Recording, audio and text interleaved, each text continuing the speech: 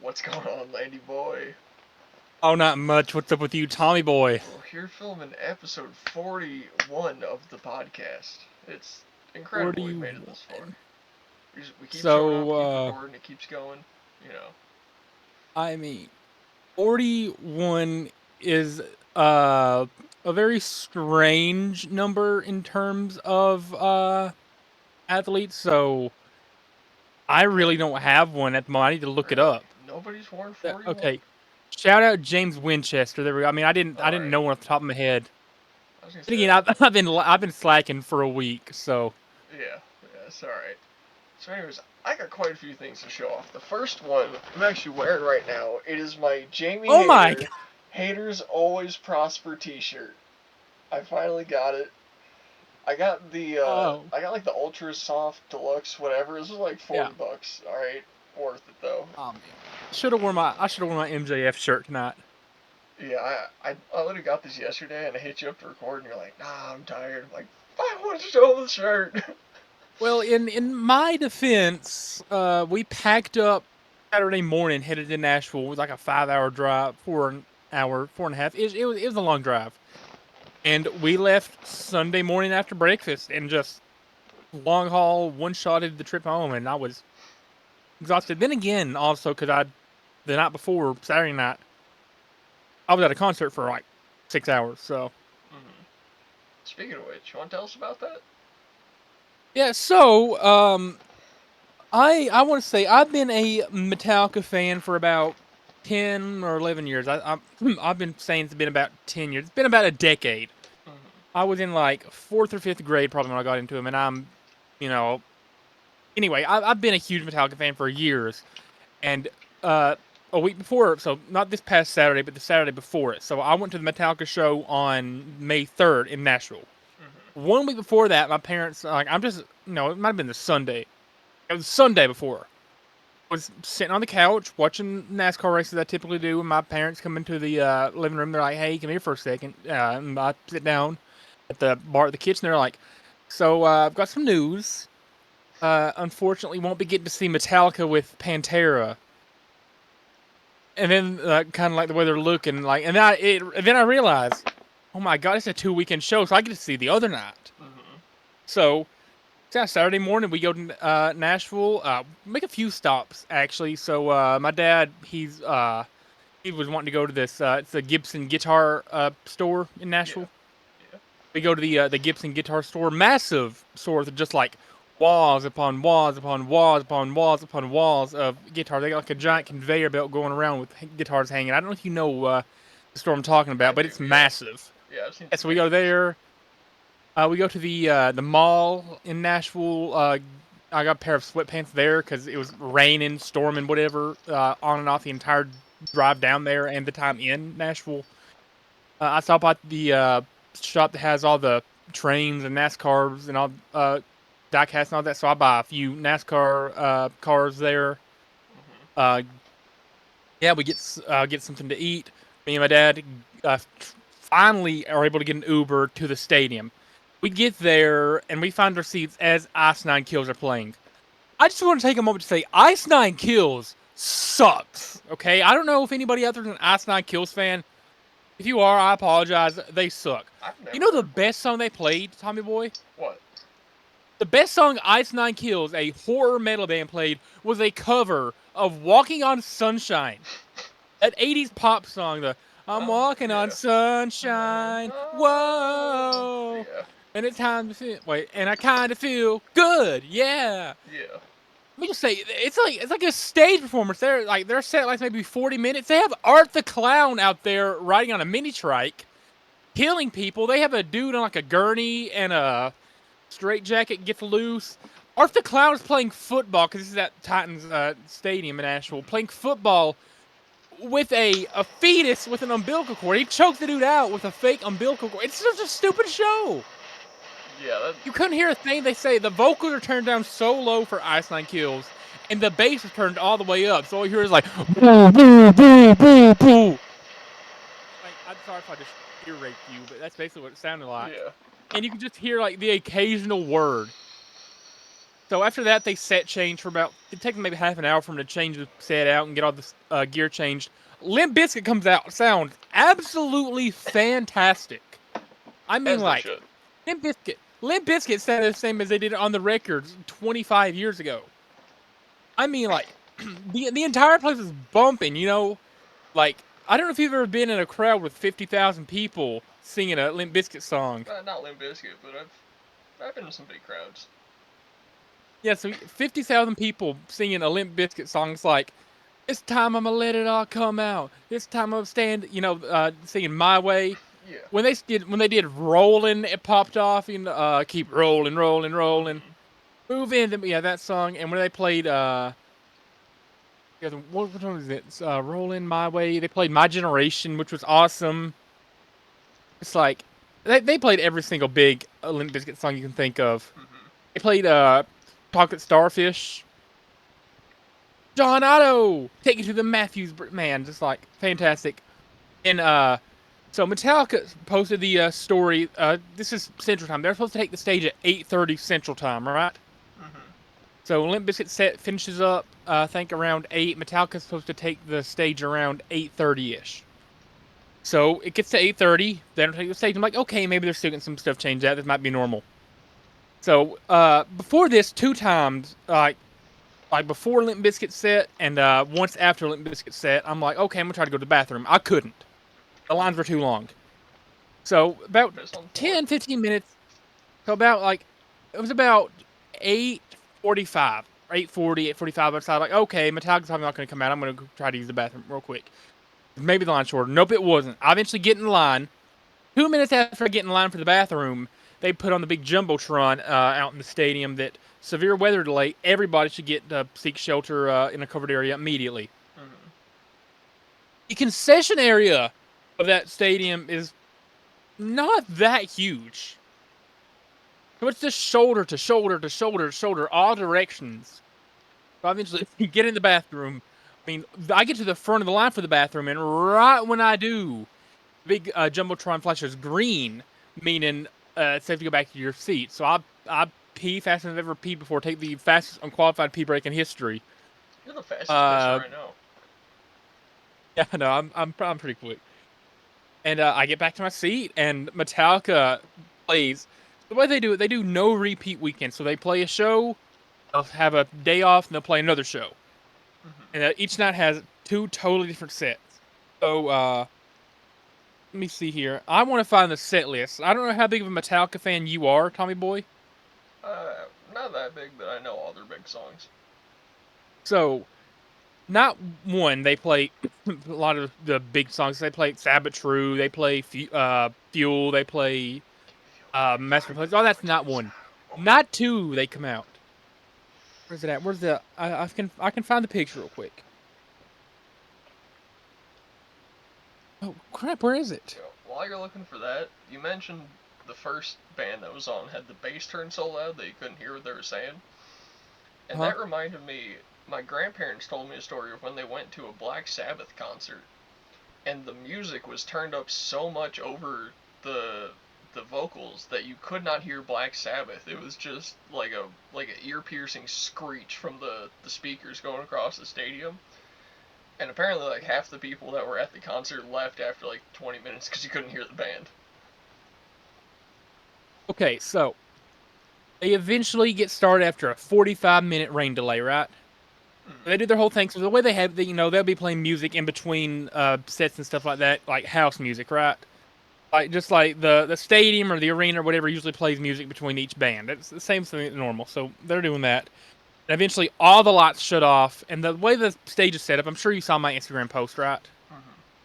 They had like the giant pillars, towers with like the giant screens on them. So they have like 8 of those set up all around, playing different videos and packages and stuff like that during songs. Well, they start playing like a slideshow of just like I had live shots of the crowd, like a camera moving through the crowd, and they have pictures of fans from the previous parts of the tour. It's playing Long Way to the Top by AC/DC. Pretty cool. That song ends. We think, oh, maybe Metallica's coming out now.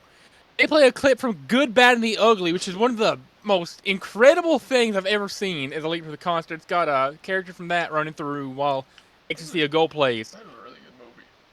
They open with Whiplash. Then they play For Whom the Bell Tolls. The first song I ever heard by them was For Whom the Bell Tolls. I got to hear it live. They play Ride the Lightning, so hearing 50,000 people thinking like, flash before my eyes, now it's time. Like, fantastic. They play Memory Remains, Tommy Boy. Fortune, Fate, that song. They played Lux Eterna, which is from the new album. Too Far Gone, which is from the new one. Rob and Kurt got there, so the lead guitarist and the bassist usually have like their own like little ditty like somewhere in the middle of the show. A little ditty, huh? Yeah, I had to use that term. Their own little song, so they'll go there and they'll play whatever they want. You want to guess what song they played? Not two, just like the bassist and the guitarist played for the people in the crowd. Thunderstruck. They played Jolene. No way. They played Jolene. That's great. So they come back, and the thing that surprised like everybody in the stadium for the next song up. So after they end Jolene, the whole band, other to the drummer and the singer, come back up, and they play Fade to Black. Yeah. I don't know how big of a Metallica fan you are. That's a huge deal. I know that one. Nobody expected to hear Fade to Black. They play Wherever I May Roam. So hearing 50,000 people thinking, Roamer, wanderer, nomad, vagabond, call me what you will. Awesome. I'm sorry I can't sing. They play Call of Cthulhu, which is instrumental. They play Unforgiven, which is pretty famous. And then he comes, the singer goes to the microphone. James Hetfield, shout out James Hetfield, he's awesome. He goes to one of the microphone stands, and he's saying, this next song is from our new album. It's a pretty long one, and just immediately I turned to my dad. I'm like, oh my God, they're playing it. Because they're playing the 11-minute song, their longest song ever from their new album, which is personally one of my favorite songs I've ever put out. And I sing word for word the entire 11-minute song. It's just so surreal. They play Fight Fire with Fire, which is pretty uncommon, I've heard. They play Moth into Flame. They play One. You know One, right? Obviously, yeah. Like, they have, like, pyro going off on the stage, like, flames shooting out. They have, like, looking like bombs going off all around the stage. And they just, it's awesome. And they close out with Enter Sandman. So, that's awesome. Incredible set, man. Incredible set. And I know nearly every single word. There's a couple of the older songs I didn't know. I don't know a lot of stuff from the first album. They played about 16 songs. I'd say I knew about 13 of them word for word.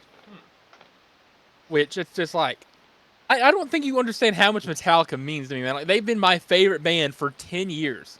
And, like, I've never got a chance to see them. They come to Kentucky a few times while I lived there. They came to Louisville a few times for one-offs or for music festivals. Mm-hmm.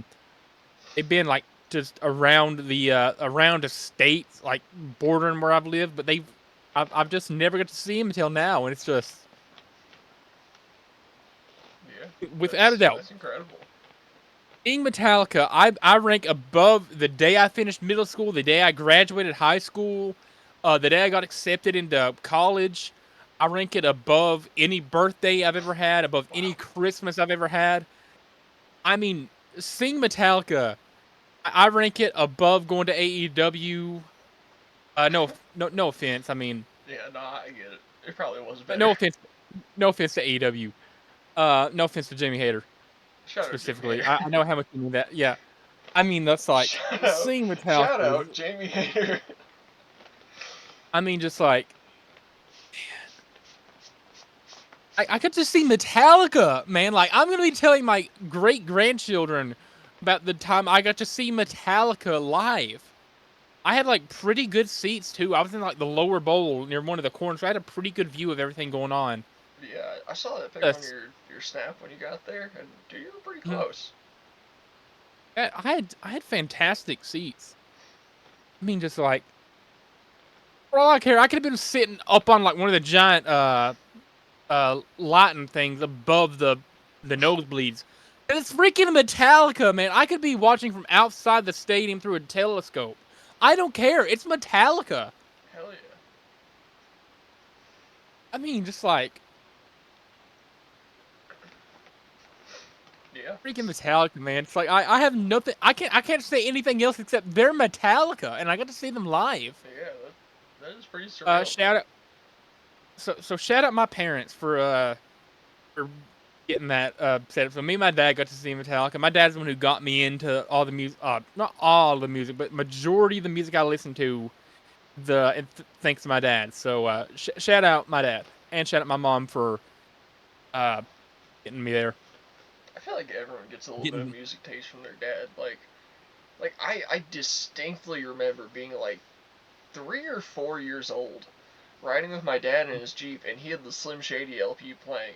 And I yeah. remember like hearing, was it My Fault, word for word, and just for some reason like that song stuck with me like forever, and I don't know, I guess I just never found Eminem as a kid, so I like couldn't deduce that it was that song.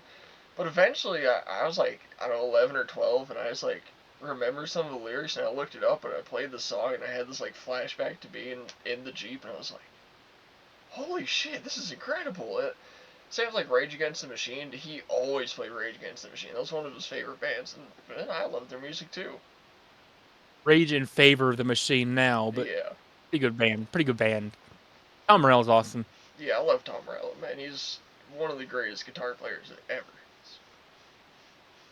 Man, I think it's so crazy that in my lifetime, that in the span of about a year and a half, I've seen Sinister Gates. I think I'm pretty sure Sinister Gates is one of the guitar players, and who's the other one? I think Vacky Vengeance is the other guitar player. So I saw Avenged Sevenfold, both of them. I saw freaking Wes Borland from Limp Bizkit play live, and that same night as Wes Borland, I saw Kirk Hammett. So Mm-hmm. I'm just, oh, Well, I don't have any other words to say, man. well, I've got some things to talk about, and all three of them are wrestling related, and I'll let you pick which one it Boy. is. Do I pick the thing that's here, that box, or the thing next to the box? I think we'll start off with the thing that's off camera. Well, that one and the one next to the box are off camera. So, The first one's off camera. okay, okay. So, you know I love wrestling cards. Oh boy, who'd you I get this time? I got a few more. All right. Oh, We'll go through the first bag because these are some of the normal ones. We got John Moxley, friend of the show. shout out John Moxley. Uh, we got Hangman Adam Page, which, yes, I do already own one of these. I thought this was a different one from the one I already owned, so I accidentally have a second one now. That was my mistake. I should have looked at my cards. I got, not Jeff because he was too expensive, Matt Hardy. Shout out Matt Hardy. These are all Matt relics, by the way. We got, okay, here. We'll go with Bryan Danielson first. I got the doll, or sorry, action figure. Had to get, you know, the card too. And then Shout out Water. this one was literally $1, so it was too cheap to pass up on. Let's go, Max! You're the best You're the wrestler best alive. wrestler alive. Let's go, Max. You're the best wrestler alive. Yeah, it was literally $1, man. It was like, how am I not gonna get that? Like, it's just funny. Real quick, speaking of wrestlers, I don't know if you saw the news, but I think it was I Friday. have seen it. A lot of WWE wrestlers got fired, and Yes. one of them happens to be your first ever wrestling crush. Yes. Shout out Dakota Kai, bro. Listen, Oh, man. Dakota, if you need something to do to advertise and you're seeing this, Come on the show. you're always welcome to come and have a segment on the show. Dude, I just imagine Tony Khan scrolling through Twitter, sees Dakota Kai was just released, and he's going, "Ooh, more WWE talent for me to scoop up." I guarantee that's what he's thinking right now. Anyways, let's go into my second box of wrestling stuff, because there's not that much in here, but the stuff I do have is pretty cool.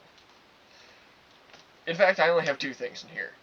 I have a card from the almighty Bobby Lashley, and it is a matte relic, but it is not a typical matte relic. It is a jumbo matte relic.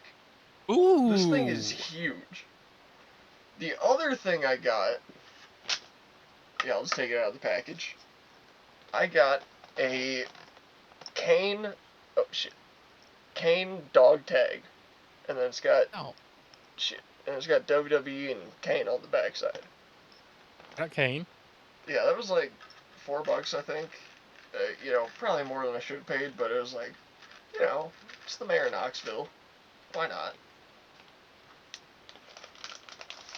Alright. Next, do we go on camera or off camera? Ooh, let's go on camera. Alright, so we're opening... Do a big reveal. Shit, hold on, I dropped my top loaders. Okay, they're secure. So we're gonna open up this box here. This item, if it's what I think it is anyways, because I have not checked eBay to confirm this is the right package, but if this is what I think it is, it's not wrestling related exactly, but I want to bring it to WWE, and I'll tell you why. If it is what I think it is anyways, if this ends up being one of the other things I ordered, then this whole bit is for nothing, but... Is it a laser pointer? You can point at the I wrestlers? already have a laser pointer. That would be fucking hilarious, though. Because I don't think you're allowed to bring in laser pins. Where the hell is... Yeah, alright, this is what I thought it was. Okay. Alright. So, I got this for... dude, what? Okay, I just gotta say really quick. What the hell is this? I have never seen packaging product that is just serrated, or not serrated. What do you call this? When it's split like that. What's the... There's a word for that. What the fuck do you call that? What kind of shit is that? Anyways. So... Okay, I had a weird mark on it. So, I am just enthralled with, like, nostalgia over, like, stuff from the 2000s. So, I bought a iPod Touch 4th generation. Alright, because I had one of these as a kid. I got it for $25, alright? I want to film the WWE vlog with this. That reminds me real quick. One row down, a few seats to my left in my section. You know what I saw I think it was during one at Metallica? Some guy filming with a 3DS? A guy filming with a DS. Hell yeah. I don't know if I told you that or not. You did not, but I could just assume.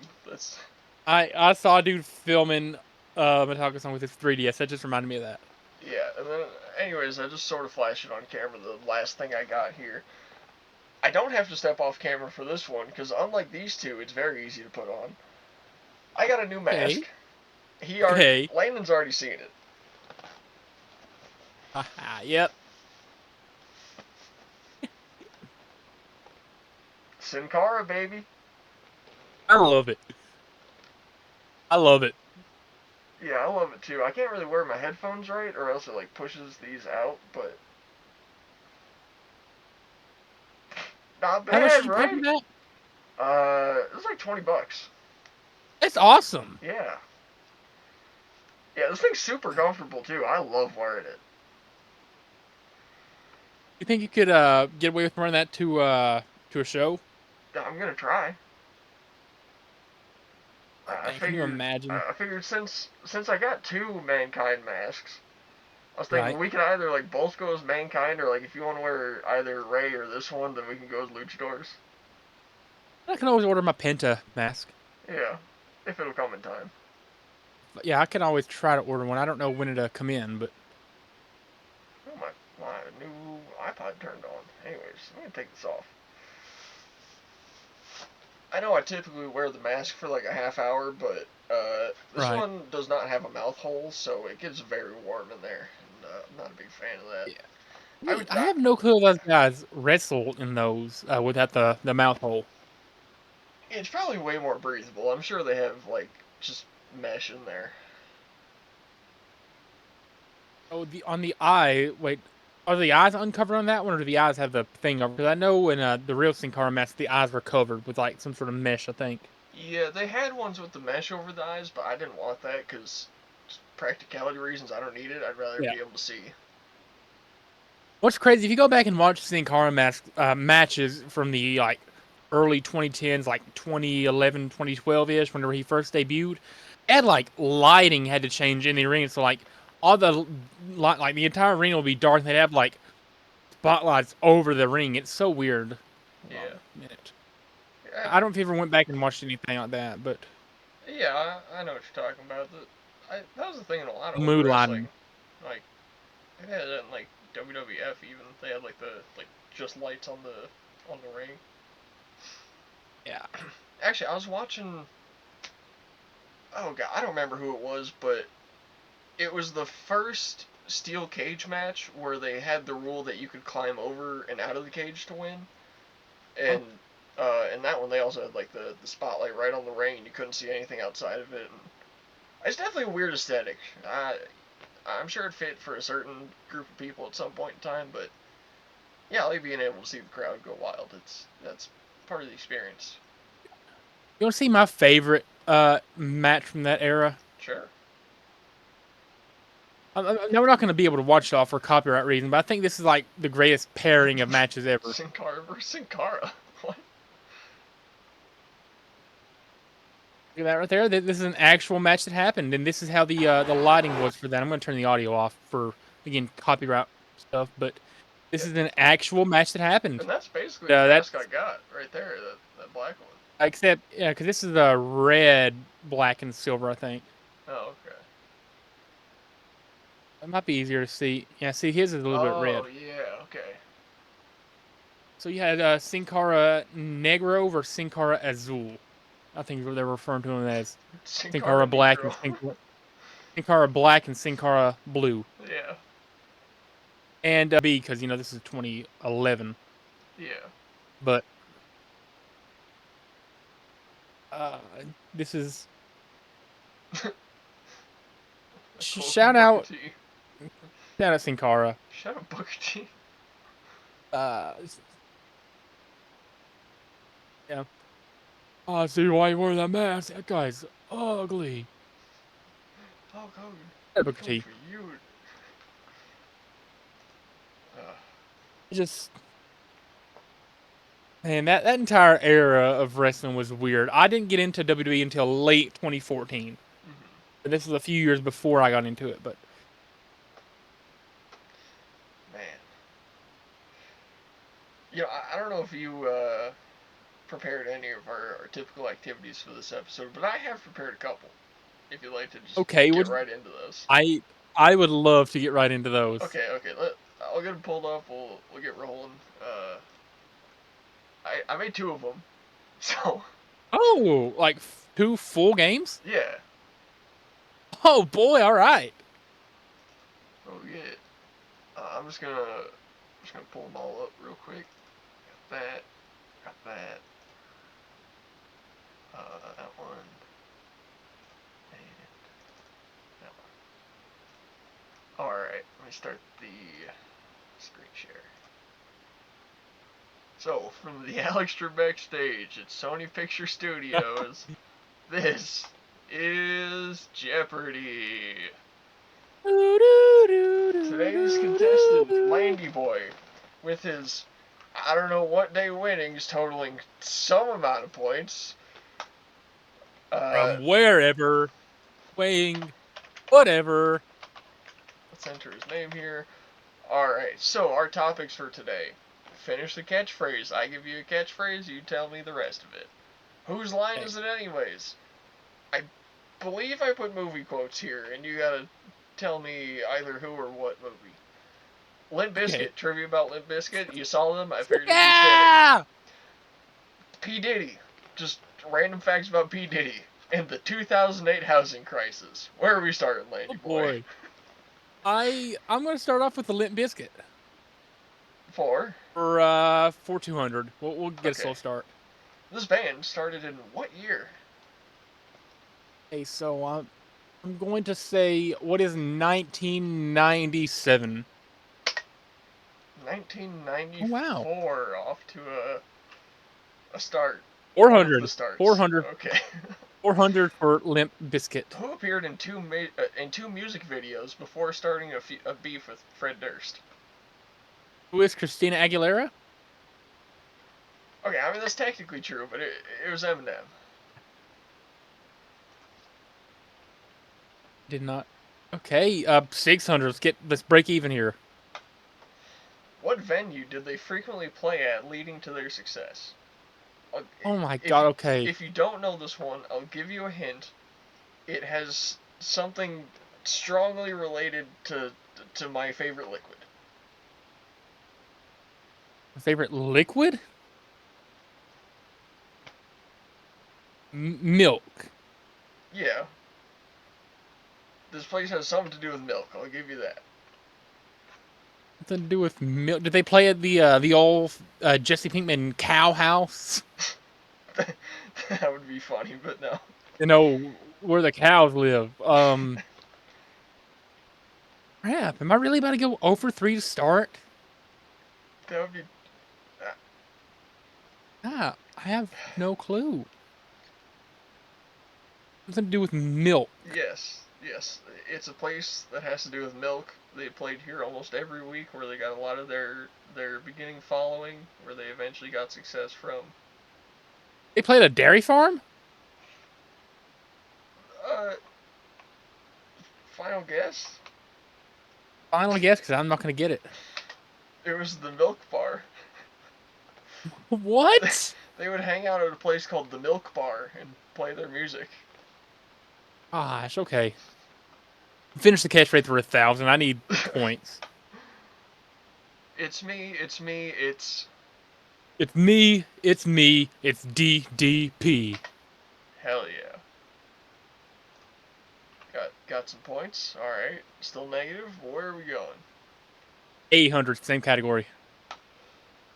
Let's go. Max, you're the best wrestler alive. Let's go, Max. You're the best wrestler alive. There you go. Okay, now we're back in the positives. E. Diddy for 200. He's won how many Grammys? What is 12? 3. Oh, I thought it'd be like as a producer as well. No, no, it's for the artist. He hasn't made that many big songs by himself. Okay, the 2008 housing crisis for 200. I just want to guess, is the answer going to be What caused Obama? the crash? Oh. Uh, what is Obama? No. I'm joking. I'm joking. He was elected in 08. Oh, man. What caused the crash? I wrote a really long answer for this. As long as you're anywhere close to it, I'll take it. I assume you're going to have some sort of anti-Semitic connotation in there, so I'm just going to say... Oh, really? I thought you'd somehow find a way to connect it to that group of people, knowing you. I think I did in one question. I'm not 100% on that, but Oh, boy, I'm pretty okay. sure this topic is almost completely legit. What is George W. Bush? I mean, okay, we'll go with that. If I do end up putting the Jews somewhere, I'll give you points. Banks giving risky, long-term, high-cost, high-interest loans that weren't feasibly payable, resulting in mass defaults, causing banks to have more debt than there was money to cover it, causing the government to print infinite money to prevent a complete economic dissolving. Oh, I was off, yeah. Yeah. And again, I was 3 years old when the 2008. I was 6. So. Yeah. You ever see those memes going around with like me in 2008 playing with my Nintendo instead of buying? Yeah. Buying Bitcoin, yeah. Me in 2008 playing with my Thomas the Train toys instead of saving for a house. Whose line is it for 400? We'll do that. Ejectocito, cuz. Sounds familiar. It better. Sound familiar. I'm trying to figure out where I've heard that before. Ejectocito, cuz. Ejectocito, cuz. Wait, Crap, that's from one of the Fast and Furious movies, ain't it? It is. Do I have to tell you the exact one? Yeah, I mean, it's quite a big franchise. Can't just let you guess that. I prefer you Yeah, named like, the character, because I did put the character down for most of these. But if you well, get the because movie, I'm I'm like, fine because with that. I've only ever seen one of those Fast and Furious movies. I don't remember which one it is, but I've only seen one of them. Okay. What is Fast and Furious 2? Well, it'd be Too Fast, Too Furious, but yeah. And Okay, it was by yeah, I Robert got it. Pierce. All right. Who's lying for 200? I felt like something jumped up and bit me. I assume that based on the delivery, that's Forrest Gump. Yeah, that's when he was in Vietnam. And finish the catchphrase for 600. Hulk Hogan, we coming for you! Ninja. Yeah. Oh, you thought you were gonna trip me up. 400, finish the catchphrase. Let's get some points. Blank, blank, blank, and I'm coming to get you. I'm the boogeyman. And I'm coming to get ya. Hell yeah. Okay, we'll save 200 for later. P Diddy for 4. He owns what vodka brand?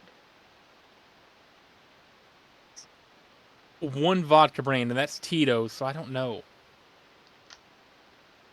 Oh. You've probably seen this at airports. I've only ever been to an airport like once or twice, Okay, I so fly a lot, so. I've only been to the one in Lexington, Kentucky, and the one in Orlando, flying to and from 10 years ago. So I don't know. Yeah, I'm just gonna take the hit. What is Tito's? Because it's the only It is one I know. Ciroc. Oh, I've heard of that. I just didn't know it was vodka. I don't know if it's vodka. I'm pretty sure it is. It's either that or tequila. A 2008 housing crisis for 8. Right. Trip you up there. What sparked the near 2-decade downturn? Like the near 2-decade downturn. This starts before 2008, by the way. There was a crash before 2008, and then that led into 2008, and that lasted a total of almost 20 years. I just know that you're gonna turn this into some sort of anti-Semitic thing at some point. I don't think I am. Like, if I remember right, it's at most on one question, and I know it's not this one. It's part of the new near 2-decade downturn. Again, this is all stuff from if it's 2 decades before 2008. This happened This before is I was like, born, okay? yeah, that's what I'm saying. Like, this is 15, 20 years before I was born. Well, no, maybe Oh, maybe I was 5 or born in 6. '05. Yeah, I was born in '05. yeah. I'm not gonna give you an exact year, but I'll say this was right around the turn of the millennia. What is Y2K? Uh, Y2K was like a social thing. It's like a Again, I'm just gonna take. it's like an I'm gonna aesthetic. try and. I'm gonna take the hit here again because I'm saving my skips. The 99 to 2000 .com bubble popping, wiping $8 trillion from the U.S. economy in just over a Oh, year. oops. Yeah. Yeah, the .com bubble is the start of everything turning to shit. You Limp Biscuit for 8. Going back. They were blamed for riots at what massive concert? What is Woodstock 1999? Thank God you got that one. Yeah, and it wasn't even their fault. If you're hearing, I did it all for the Nookie, so you can take the. Yeah, if you heard the Nookie, with probably 200,000 people at Woodstock, I'd riot too. Hold on, Who's hold the on. line for Hold on. I 600? just want to look up. How many people were at Woodstock 99?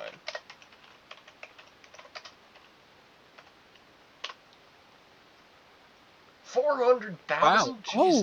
wow. A lot underestimated. Yeah. Alright, where are we going? Who's the line for 6? There's nothing impossible to him who will try. Okay, this is not a movie quote, actually. This is a historic quote. I mean, it's still a quote. There is nothing impossible for him who will try.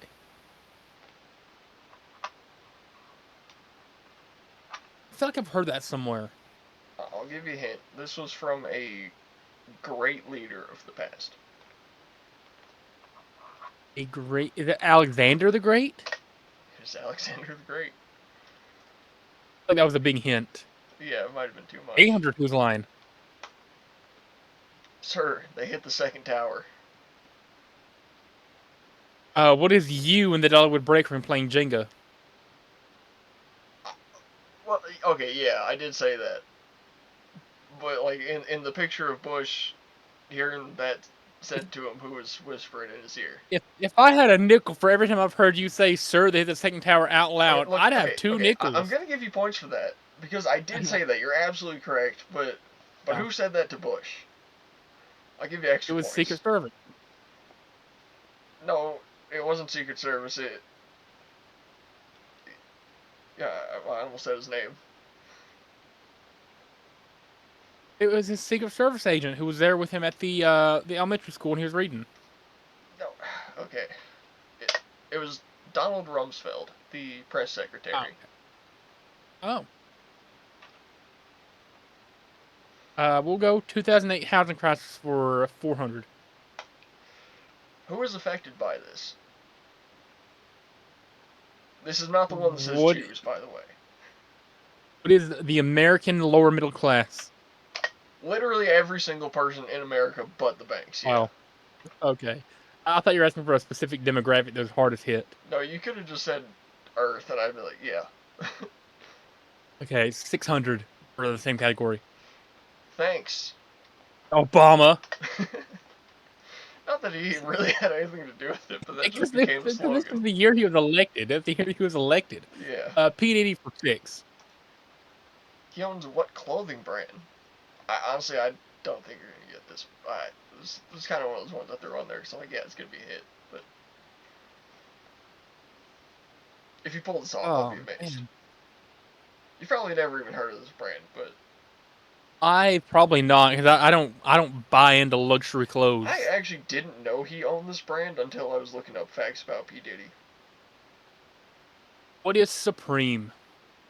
That seems like something he'd own. No, it's Sean John, which never heard of that. I mean, I've heard them mentioned by like rappers and songs, and I've seen Sean John jeans in like a mall before for like a few $100. I didn't know that was Diddy's brand though. Hey, we'll go E. Pity for 800. D. Pity. He got famous from essentially owning what rapper? Essentially owning? Who is Jay-Z? I mean, secretly, yeah. I can give you points for that, but like publicly, like who in his early days was he closely associating with?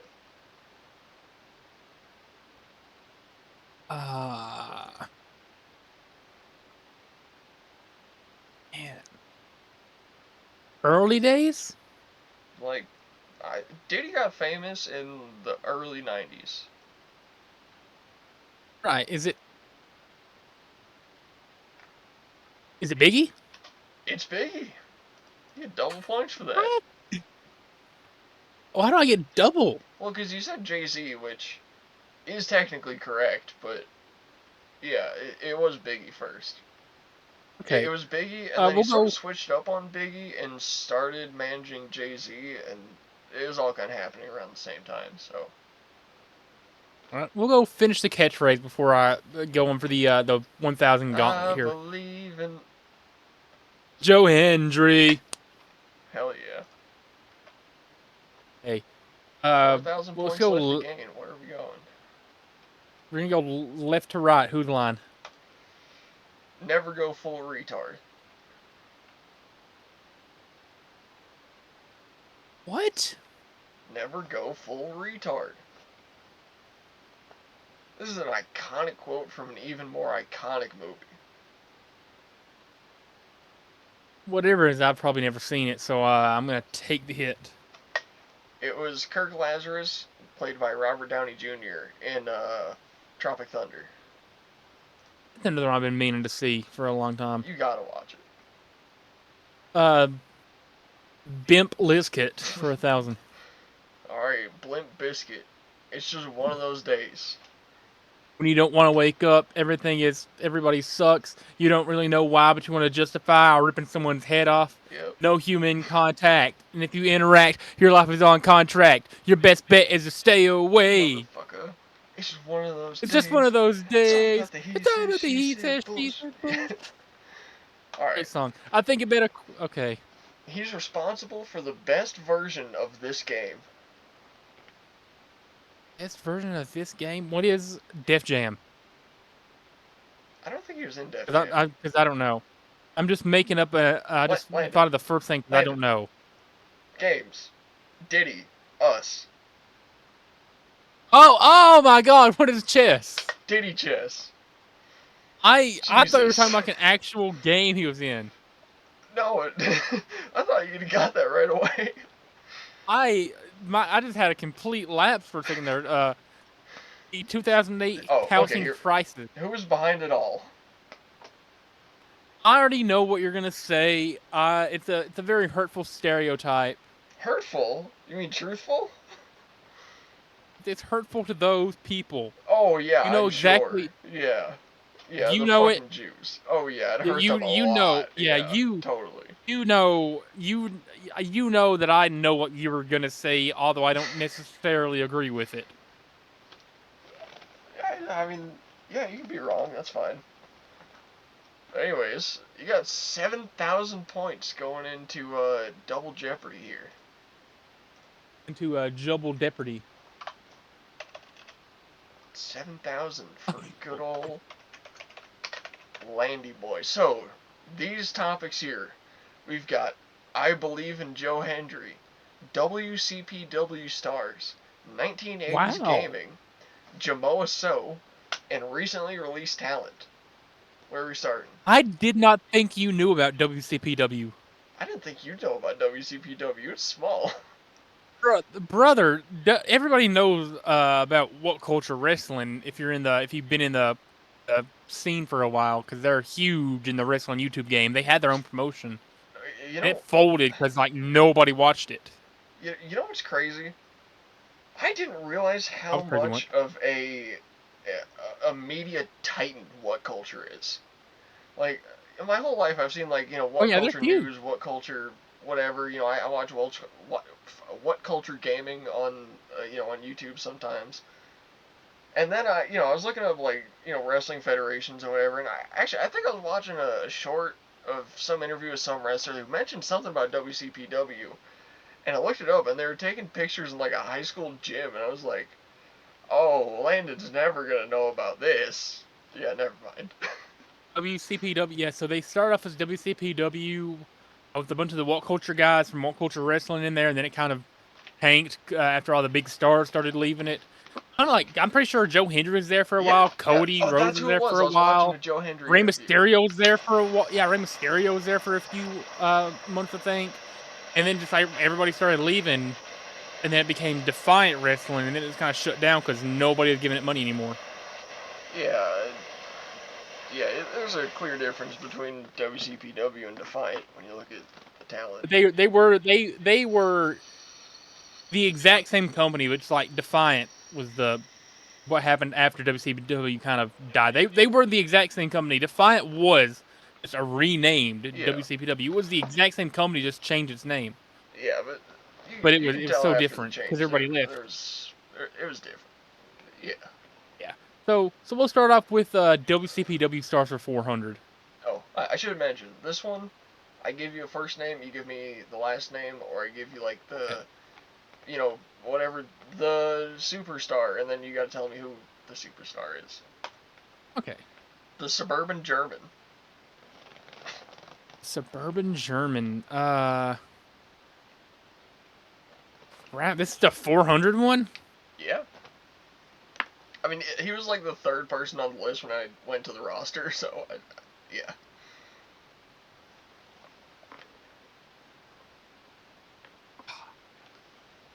Man, I don't know. Keep in mind, all of these people are current WCPW wrestlers. I don't have Joe Hendry or whoever else was there in the past. But do they still exist? They still exist? Yeah. No, the company shut down. Well, no, it's still around. Look, Really? I'll show you. I'll show you.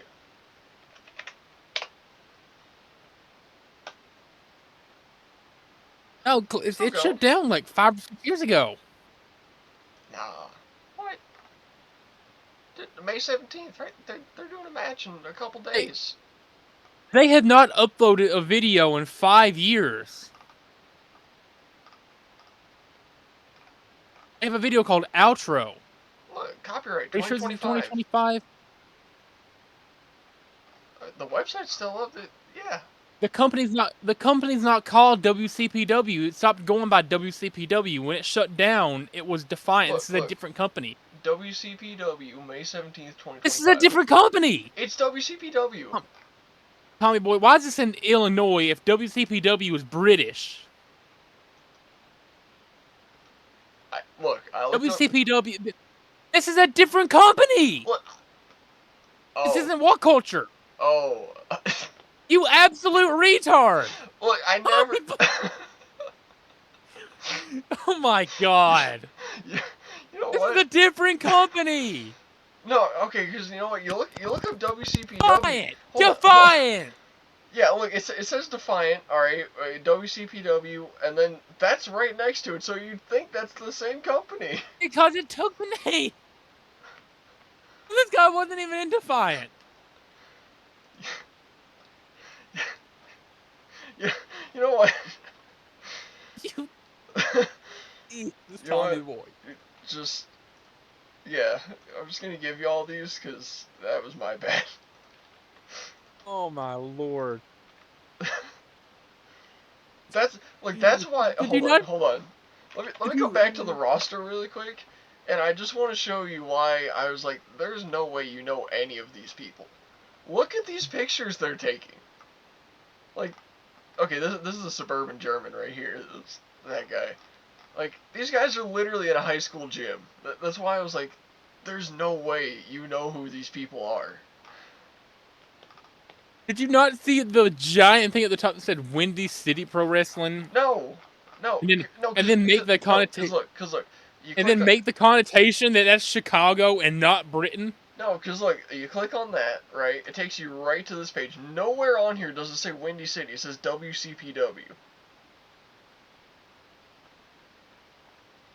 Anyways, I done goofed. All right. That was. Oh, that's a moment for sure. Jamoa Soul for 2000. Oh boy. What year did he debut in wrestling? What is 2002? 1999. Oh wow. He's been in it for a while. Yeah, he's a veteran of the game. I believe in Joe Hendry. 400. He's from what country? What is Scotland? He is in fact a Scottish lad. Yeah, 800, same category. How tall is he? Build height. What is 6'3"? I'll give it to you. It's pretty close. 6'2". That was my I was between 6'2" and 6'3". I thought he looked pretty tall next to Randy Orton. I know Randy Orton's a massive lad, so Yeah. 1200. I've got Joe his Hendry. height later in a question. So. Wow. What does he weigh? Build weight. Okay, what's my cutoff here? What range do I have to be within? You know, let me think about what it is, because I think I got it in my head. I'll give you 8 pounds. So 8 pounds, like, is that 4 on each side, or is that 8 behind and 8 ahead? Behind and ahead. Hey, what is 260? 231. Oh! He weighs the same. He's the same height and weight as me. Oh wow. Yeah. You are two very different versions of 6'2", 230, by the way. Well, I'm like 6'3", probably 6'4", because I haven't measured in a few years, and like 235. So. He's like a pudgy 230. You're like a jacked 230.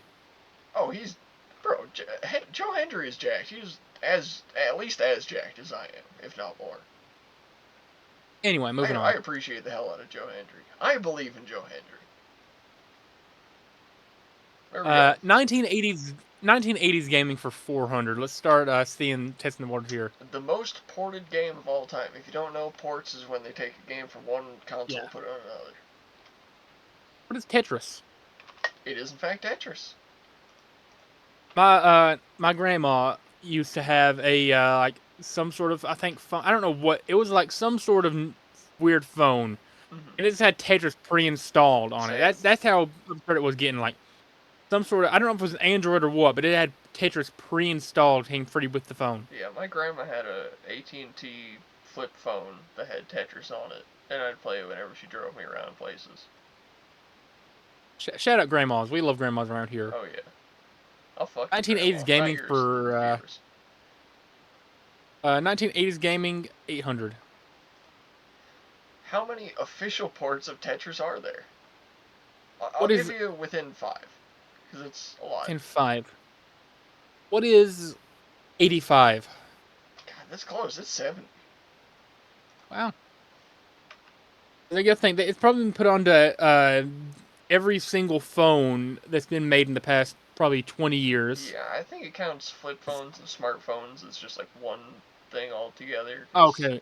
Yeah. I was about to say, because I think it would count Android, it would count if you're counting every model of phone that it's been on, then it's in like the thousands. I mean, like iPhone would probably be its own. I was expecting Android to be its own, Google phone to be its own. Yeah, obviously, the different phone, you got like 18 different kinds of flip phones. Right. And yeah, that was like every generation. That was like probably every generation of console. So that's like first gen, second gen, third gen, whatever.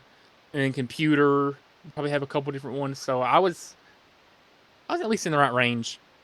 You're probably recently closer released to right than the actual answer, but just because of how it's technically counted, it's recently released talent for 400.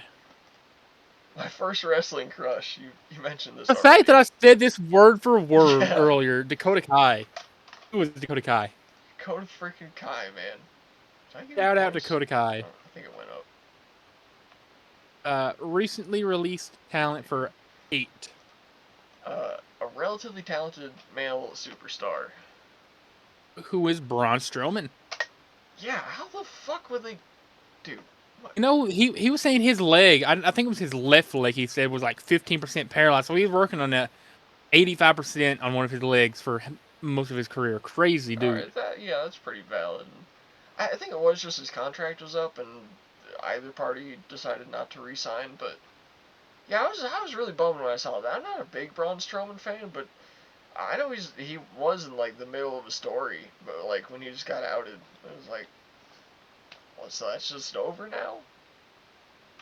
Shout out Braun Strowman, man. He's been around for like a decade. He's incredible. Really underrated. Recent release for 12. Let's keep running that. This orange, this orange-haired thing who once tagged with Tatum Paxley. That is not a thing. That is one of my biggest wrestling crushes ever. Who is Gigi freaking Dolan, bro? Yeah, it's Gigi Dolan.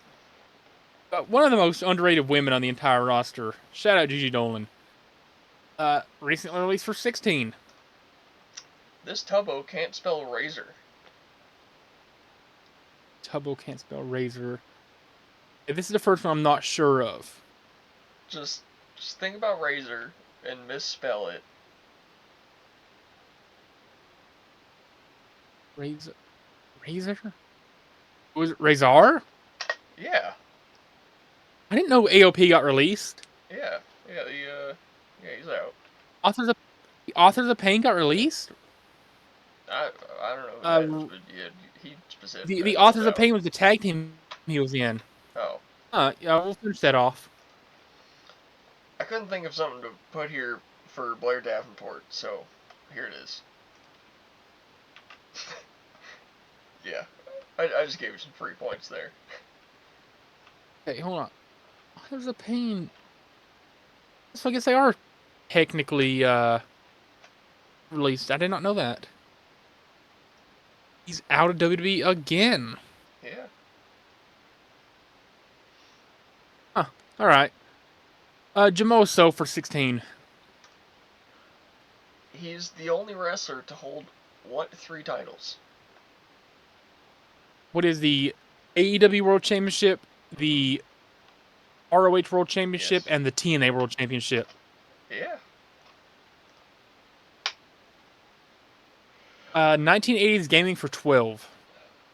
What epic demon-slaying franchise is still relevant to this day? Never played any of them, but what is Final Fantasy? Final Fantasy. Landon, are you retarded? Have you? Yes, I am. I don't. Oh my god, is this The Legend of Zelda? Demon slaying. I don't know. Fucking god. How? Take the hit. I don't know. I've already given 2 incorrect Doom, you answers. fucking moron. Oops. Have you never played Doom either? No. Oh my god. How have you never Yeah, played I a need. single Doom game? God, This... I'm so disappointed. Listen, I didn't confuse an entire wrestling promotion from a different country.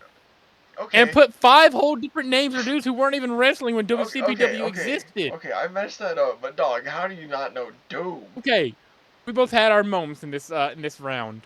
I believe in Joe Hendry, 1600. He was a surprise appearance at what WrestleMania? Oh, I wonder. What is WrestleMania 41? Yeah, 41, Night 2, specifically against Randy Orton, because was it Kevin Owens was supposed to fight him, but he was out with a neck injury or something? Right, that's what it was. We'll go that for 2000. We'll finish off. What's his middle name? Oh God, what's a good Scottish middle name? Joe, I'm assuming it's Joseph is his probably full name, right? Yeah. Joe... Let's go, Joseph! I love you, Joseph. Steven? That'd be hilarious. It's Samuel. It's close. Oh. Okay, that was... we'll finish off 80s games, so 1600. Okay. There are how many official Doom ports? It's less than What is Tetris. Oh, I was about to say what is infinite because it can run on anything. What is 20? 25, you know, I forgot to say it within 5, so yeah, I'll give you that. But yeah, unofficially there's hundreds or thousands or millions. Who knows? I've seen people play it on a calculator. I've seen somebody run it on a pregnancy test. I've seen somebody run it on like all sort of stuff. Yeah, basically, if It it has a screen, it can run Doom. it can run Doom. Oh boy, I'm sure it can run Doom like if it just has like 1 pixel, probably, right? I mean, if as long as it's a screen, I mean, you wouldn't be able to tell what you're doing, but it'll run Doom. it can run it. We'll run off 80s gaming for 2000. The worst 80s movie game ever made. The worst 80s movie game ever made. It's, so this is a it's game. sort of like a cult stereotype of gaming that this is the worst game ever made. It's based off an 80s movie. Worst game. What is ET? Yeah, I'm actually surprised you knew that one, but yeah, I've seen some videos made about that before, talking about the worst games ever made. yeah, it was on like the Sega 3800 or something, and it was awful. I didn't realize I've not used any of my skips either. So Jamal sold for 400. His ROH championship lasted how long? We're gonna use a per skip here because I don't want to lose any points. 645 days. Wow. 800 Jamal So. His other ring names. Just give me at least one if you know them. I'm just gonna use another skip because I've got them. Joe Sanoa and King Joe. And Wow. for 12, his build height. What is 6'4"? 6'2". Man, so close. going into round 3 with 19,400 points, we've got Landy Boy. Wait, why would the points? Why would the point? I thought the points would reset. This is my game. I can do what I want. Okay. Cause see, now it's back down to 2, 4, 6, 8, 10. Who cares? cares? Anyways, today's topics, we've got Vines. Shout out from your last one. Eminem lyrics. Shout out from your last one. Who invented it? Red Dead 2 quotes and Fortnite skins. Well, I've got a ton of points to burn through, so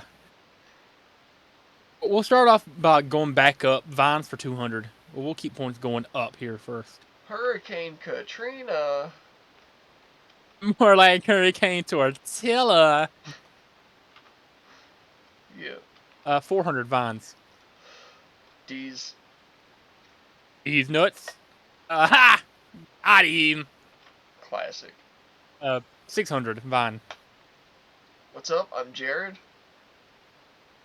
I never learned how to read. Yeah, close enough. I'm 19 and I don't know how to read. Okay, I knew it was something about not being able to read. 800 Vines. So I'm sitting there. Okay, this is the first one I'm not gonna know. What? I know you're gonna know it when you see it. So I'm sitting there. I'm not getting anything immediately. I'm gonna take a hit here because I got points I can live with here. Barbecue sauce on my titties. Oh! 1,000 Vines. Let's get those back, hopefully. Why is your report card on the ceiling? This one sounds familiar. It's from Almighty J, I believe. Why is your report card on the ceiling?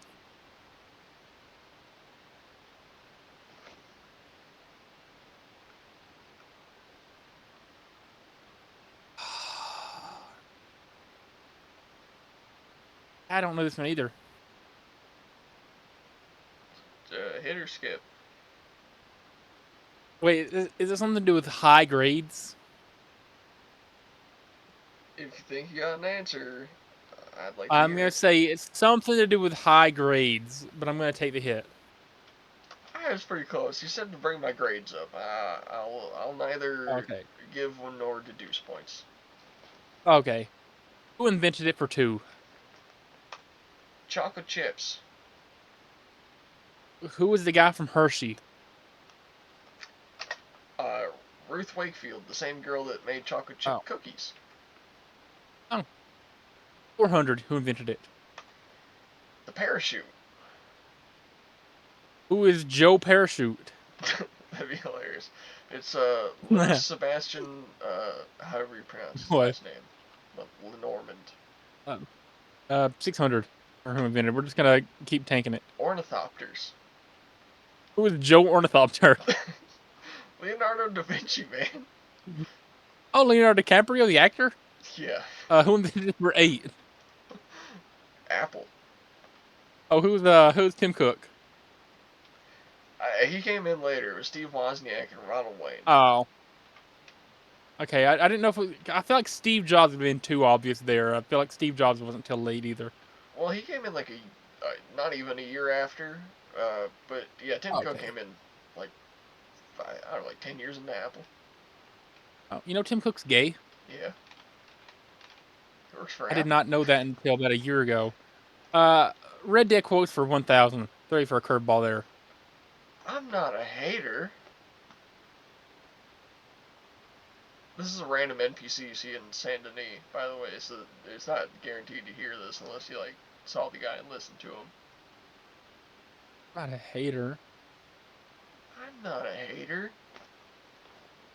I don't know, man. I feel like you almost said it. I'm racist. I don't know. I'm a racist! You're joking! There's a guy dressed like Adolf Hitler in Saint Denis selling books on eugenics, and one of the lines he says is, I'm not a hater, I'm a racist! You're joking! No, it's one of my favorite NPCs. God. I didn't spend much time in Saint Denis, so Oh my god, dude, legendary pull. Wow, okay. Does that make up for getting Doom wrong? Yeah, holy shit. Oh my god, 800 for RDR2 quotes. So when I mess up, I'm the prize fool. It's from chapter 3, I believe. That feels like so long ago. So when I I mess mess up. up, I'm the prize fool. When I mess up, I'm the prize fool. Can I get who said this? Bill Williamson. Oh, Bill Williamson, aka William Williamson. Yeah, there aren't very many missions with him, so it's not that many lines to go over, but Right. it's also kind of an iconic line because it really defines the character he's saying it to. I mean, Arthur. I don't think it makes a difference if I say who it's Mess to. up. Right.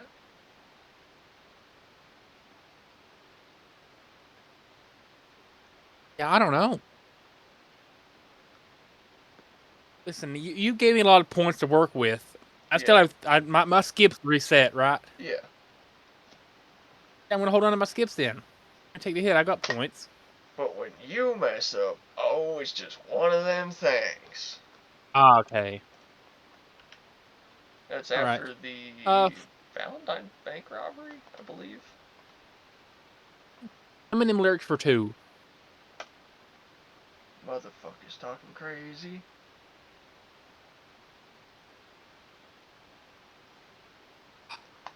This is This is off Kamikaze, the album. right. Motherfucker's talking crazy. Fucking tell me, but you fucking dick.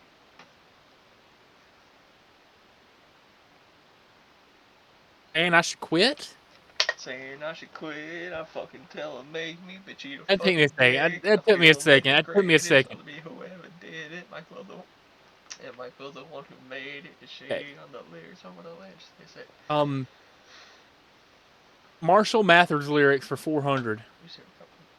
Jim Crest, Jim Crest white strip in the tip of my dick with an ice pick. I'm gonna take the hit. Didn't Jim rhyme, Crest but white strip in the tip of my dick with an ice pick, sticking in a vice grip, hanging on a spike fence, banging with the pipe wrench, while taking boss like a flicker like a light switch, like Vice President Mike Pence back up in my shit in a psychic while I lay it on a spike strip. Oh wait, what? Yeah. yeah, I don't It's know. from The Ringer. Let me think here. Slim Shady lyrics for 600. I'm in the habit of grabbing the mic and babbling on dabbling bikes. Yeah, you're going like obscure. I feel like This is not obscure at all. this is a little obscure for me. Again, I'ma take a hit. This is from Speed'em, where he says, I'm in the habit of grabbing the mic and babbling on dabbling bikes, but I might just want my fucking riddle and tablet after tonight. After I grab from the medicine cabinet, because that's, yeah. 800 Eminem. The fuck you want from me? It's from the song Marshall Mathers, if that helps. You know what I want, Tommy Boy? I want to take a hit again. The fuck you want from me? $10 million? Fuck out of here. See, I'm just Marshall Mathers. I'm just a regular Skittle guy. lyrics. You might see me jogging. You might see me walking. This is from the same song. You might see me taking a hit again because I don't know You might see me walking how he's dead talking. while the dog with his head's chopped off in the park with a spiked collar hollering at him because the son of a bitch won't quit barking. One of my favorite Eminem lines of all time. And I'm scared to touch Fortnite skins because I've been into Fortnite retirement and I've just kind of like These are dumped all from everything out. season 1 through 4, which is like most of the time I played. Okay, so we'll go for 200 there. Try to hopefully remember something here. Royal.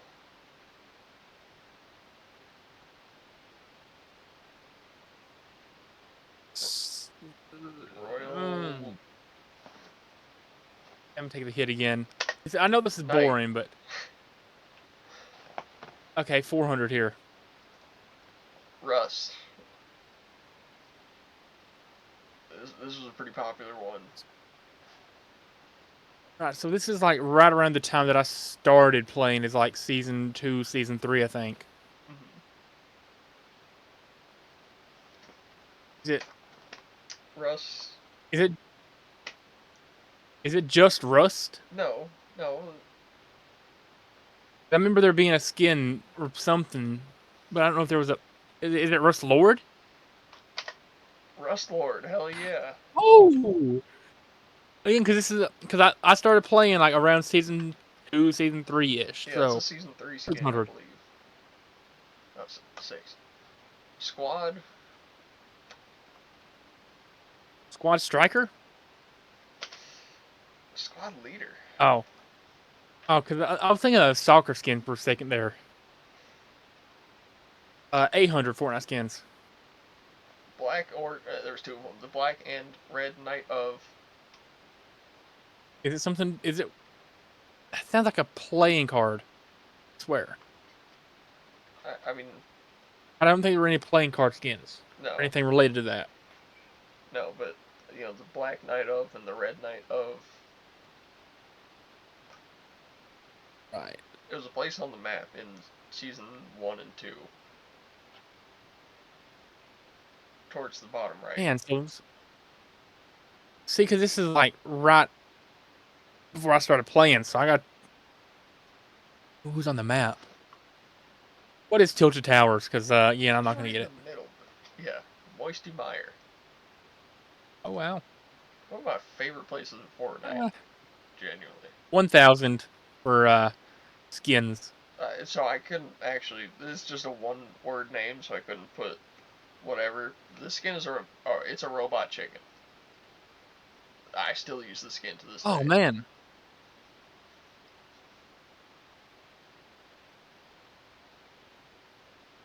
The name is not Damn, what was it related to called? chickens either. Right. Oh, I didn't show. Fentanyl? Yeah. Ah. I didn't accidentally press my space bar. Oh boy. Who invented it? For 1,000. Tesla Motors. Who is elongated muskrat? No, it was Mark Everhart and Mark Oh, Tarpening, or whatever the fuck is how you pronounce that. wow. Red Dead for 2. Revenge. I have two answers for this actually, because Arthur has two really good lines about revenge. Revenge.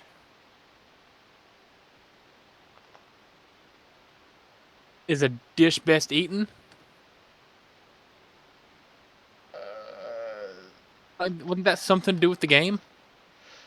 It says revenge is a fool's game, and he also says revenge is a luxury we can't afford. Oh.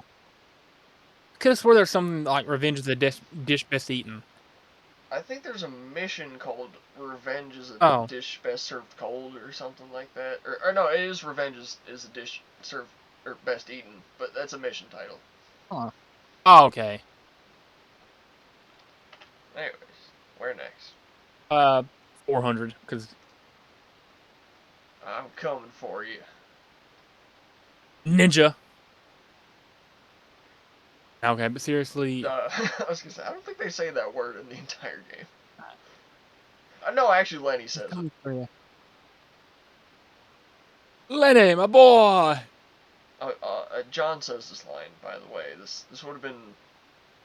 I mean, you finished the game. This would have been like one of the last lines you heard from John. Micah. I'm coming for you, Micah. Yeah, I did the thing for a second. 600, yeah. But what if it's a trap? This is Arthur What saying chapter was this this? to Dutch and Micah in, I think, chapter 4. In chapter 4. But what if it's a trap? And then Micah responds to it. I don't know. You've tripped me up with this. Well, of course it's a trap. That's the mission where you go to watch over Dutch and Colton Oh. doing their deal, and then Arthur gets kidnapped. That was a great mission. Yeah.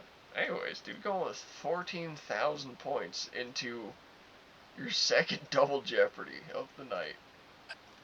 Did I walk out of there with less points? Yeah.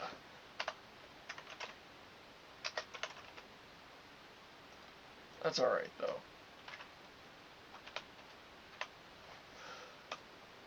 Alright, This is so a we got fantastic lineup. GTA 6. This is everything we know about GTA 6 so far. Officially. Sort of, except for one. We have Justin Timberlake or Usher. I put a song title, you gotta tell me who made it. We got Randy Orton, Cody Rhodes, and Osprey, Osprey. You know, our boy Will Osprey here. Hey. Usher or Justin Timberlake for we'll go 400. Sexy Back. Who is Justin Timberlake? That is in fact the Lake of Wood.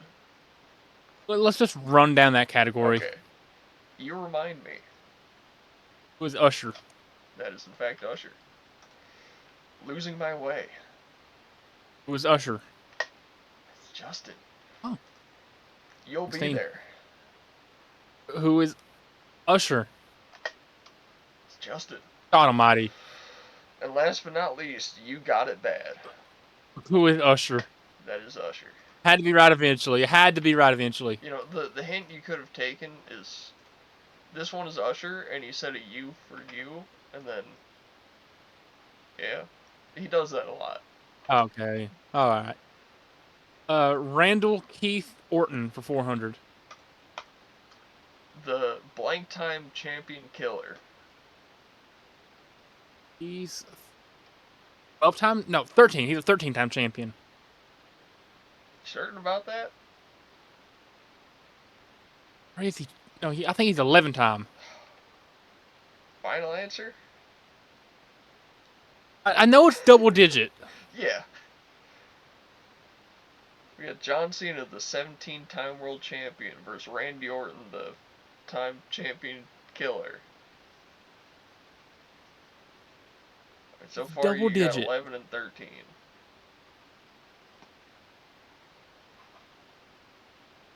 Oh man. I think I saw somewhere saying that he's either has won it 11 times or he's going for number 11. I don't remember which one it is. So what are we going with? What's the number?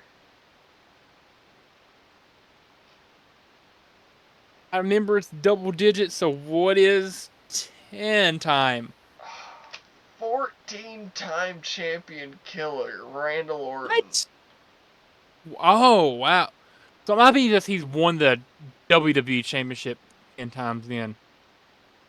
Yeah, I believe it is. The 14-time champ. Wow. Because I forgot about Big Gold belt for a while there, the World Heavyweight. Okay. Cody Rhodes for 400. We almost went to WWE as what character of his? What is Stardust? It is in fact Stardust. Still might happen. I don't know, maybe. Cody. Okay, for 800. He's related to what wrestlers? Who are Goldust or Dustin Rhodes, Dusty Rhodes, and also technically Brandy Rhodes, his wife, wrestled for a while. Okay, I actually didn't put Brandy in there, but yeah. Yeah, Dusty and Dustin. 1200. Cody Rhodes. His real names. I don't know why I put names What in is there. I think it's just name. Cody Runnels? Yeah, it's Cody Garrett Runnels. His name's it's actually Cody Raheem Rhodes, but yeah. no, we have to go with his white name, his not his street name. Yeah. Yeah, we got to go with his suburban name instead of his street name. 1600 Cody Rhodes, because I love Cody. He helped found what wrestling company? What is Partially Elite Wrestling? Yeah, I believe he still has a chair position there too, right? No, I think he just left it completely because it's a rival company he went to. Okay, yeah, maybe. 2000 for Cody Rhodes. What character does he play in the show Arrow? I've never seen Arrow. Me neither. I just looked it up. I'm pretty sure Stephen Amell's in that show. I really like Stephen Amell. Okay. So, Shout out Stephen Amell. who is him? What is himself? He just plays himself. No, Derek Sampson. I never could have guessed that. Osprey. I don't know. Yeah, I think he spelled his name wrong, but Osprey for No, 400. wait, hold on. I got an Osprey card here. I don't even gotta look. There's an A somewhere in Oh there. yeah, there's an A before the Y. But Osprey for 400. What federation did he and Kenny rule for 8 years? What is a New Japan Pro Wrestling?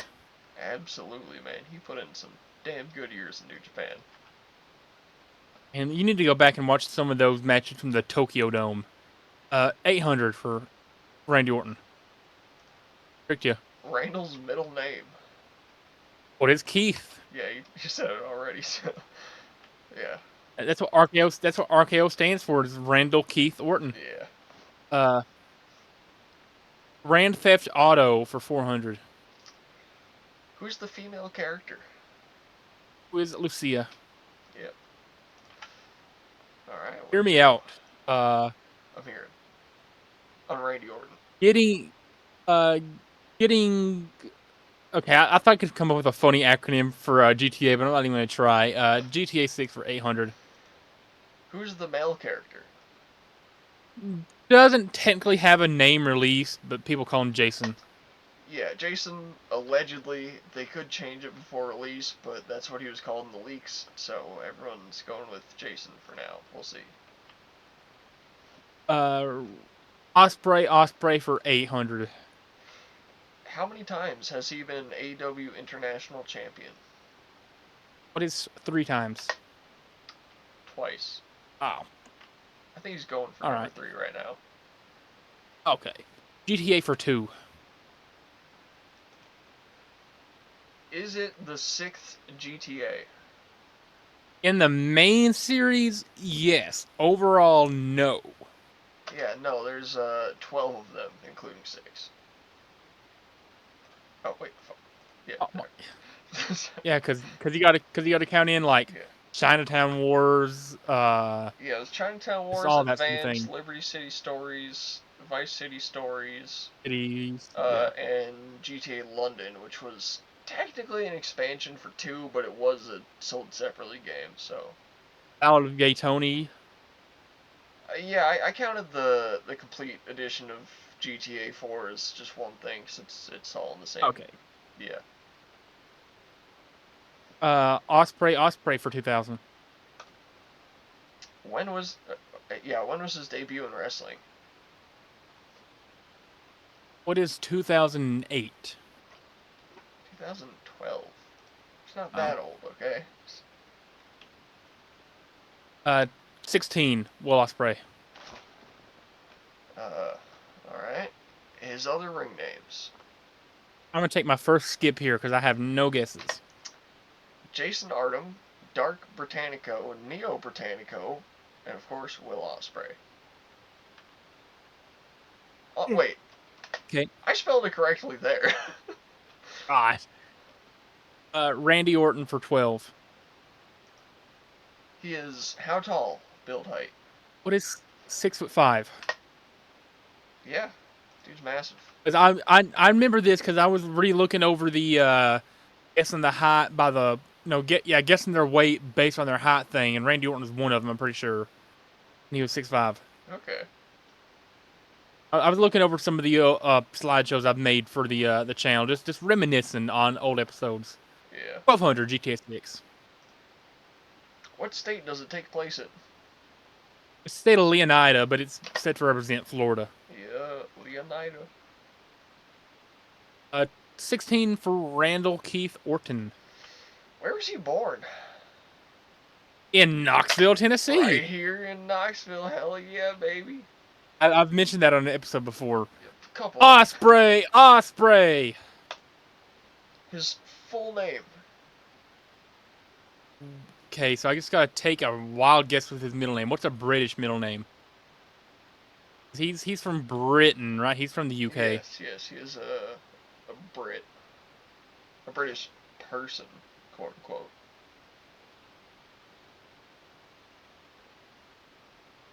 Okay, so he's probably born late 80s, early 90s. Sure. I don't know how that helps you. I'm trying to think, like, what were some popular English names? Like who were some other people born around that time? I'm trying to gauge, like, what names are popular for people born in that generation. So he's probably Like, about suddenly an 30, I'd 80 say. or 90s London name expert. Who knew? I mean, like, no, cause like you got to think like some famous British people who are like 30 something years old. What are their names? I can't think of any famous British people besides, like, Ricky Gervais. Man, I mean, nobody funny comes out of Britain except, like, Jamie Hayter. I don't think she's really funny, but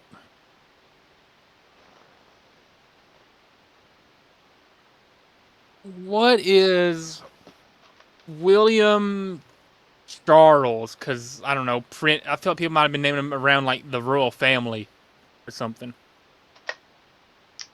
William You're Peter joking. Charles Osprey. You didn't You're get joking. you didn't get Peter, but you got Charles, dude. I'll give you that. I don't. I was about to say like, I mean like, what are some famous English names? And I realized people love the royal family over there. Insane guess. 16 for Grand Theft Auto What's the number main city 6. of the state? What is Vice City? Of course it is. And last, And then Randall Randall Keith. Keith Orton. The Slytherin Snake. Watch out, watch out, watch Watch out. out! He hits Watch him with an out! Watch RKO for out! 2,000. What branch of the military did he serve in? What is the Marines? Fuck yeah, it is. Dude, you're coming out here with Shout out Marines! 26,400 Shout out the points. Marines! Some of which I are have possibly because I nothing. done goofed, but I have nothing but respect for the Marines. Shout out to any Marine watching this. Shout out to any veteran or active duty or whoever watching this. Just shout out to anybody who's ever had any relation to the military. Screw, I don't care if your best friend, dishonorably discharged or went AWOL. and Shout out fucked your wife. military, anybody related to the military whatsoever. Yeah. I don't care if you tapped out for one day of basic training. At least you tried. Shout out anybody to do with the military. Yeah, I guess. I think my iPod is charged now, so don't tell I'm me assuming this they did shit's... like a full reset, so there's like no games or photos on it, right? Well, that's what I'm gonna find out. I would do anything to have back my old iPod Touch I had when I was like 6 or 7 years old, just because like all the games I have on it that are probably long deleted from the App Store. Yeah. I have so many memories. Like mine was the old iPod Touch that didn't even have a camera on it. Yeah, I had one of those. I would love to like have that. I don't even know what happened to it, but I would do anything to have that back. Dude, just clicking on this, like, tiny little screen with all the tiny little buttons is so much fun. It's like it just comes from a simpler era, man. Can you even change the brightness on it, or is there like no option to? Yeah, you can change it, and it's all the way up, and it's as bright as my Still phone is dark. on, like, all the way dim. Okay, it's not connecting to my Wi-Fi. I'm gonna see if it'll connect to my hotspot. I think I just don't remember my password, honestly. I think that's what it is.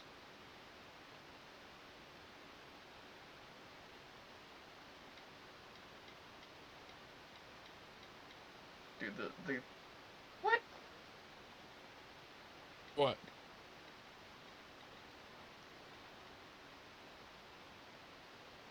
What about it? It's not connecting to the internet.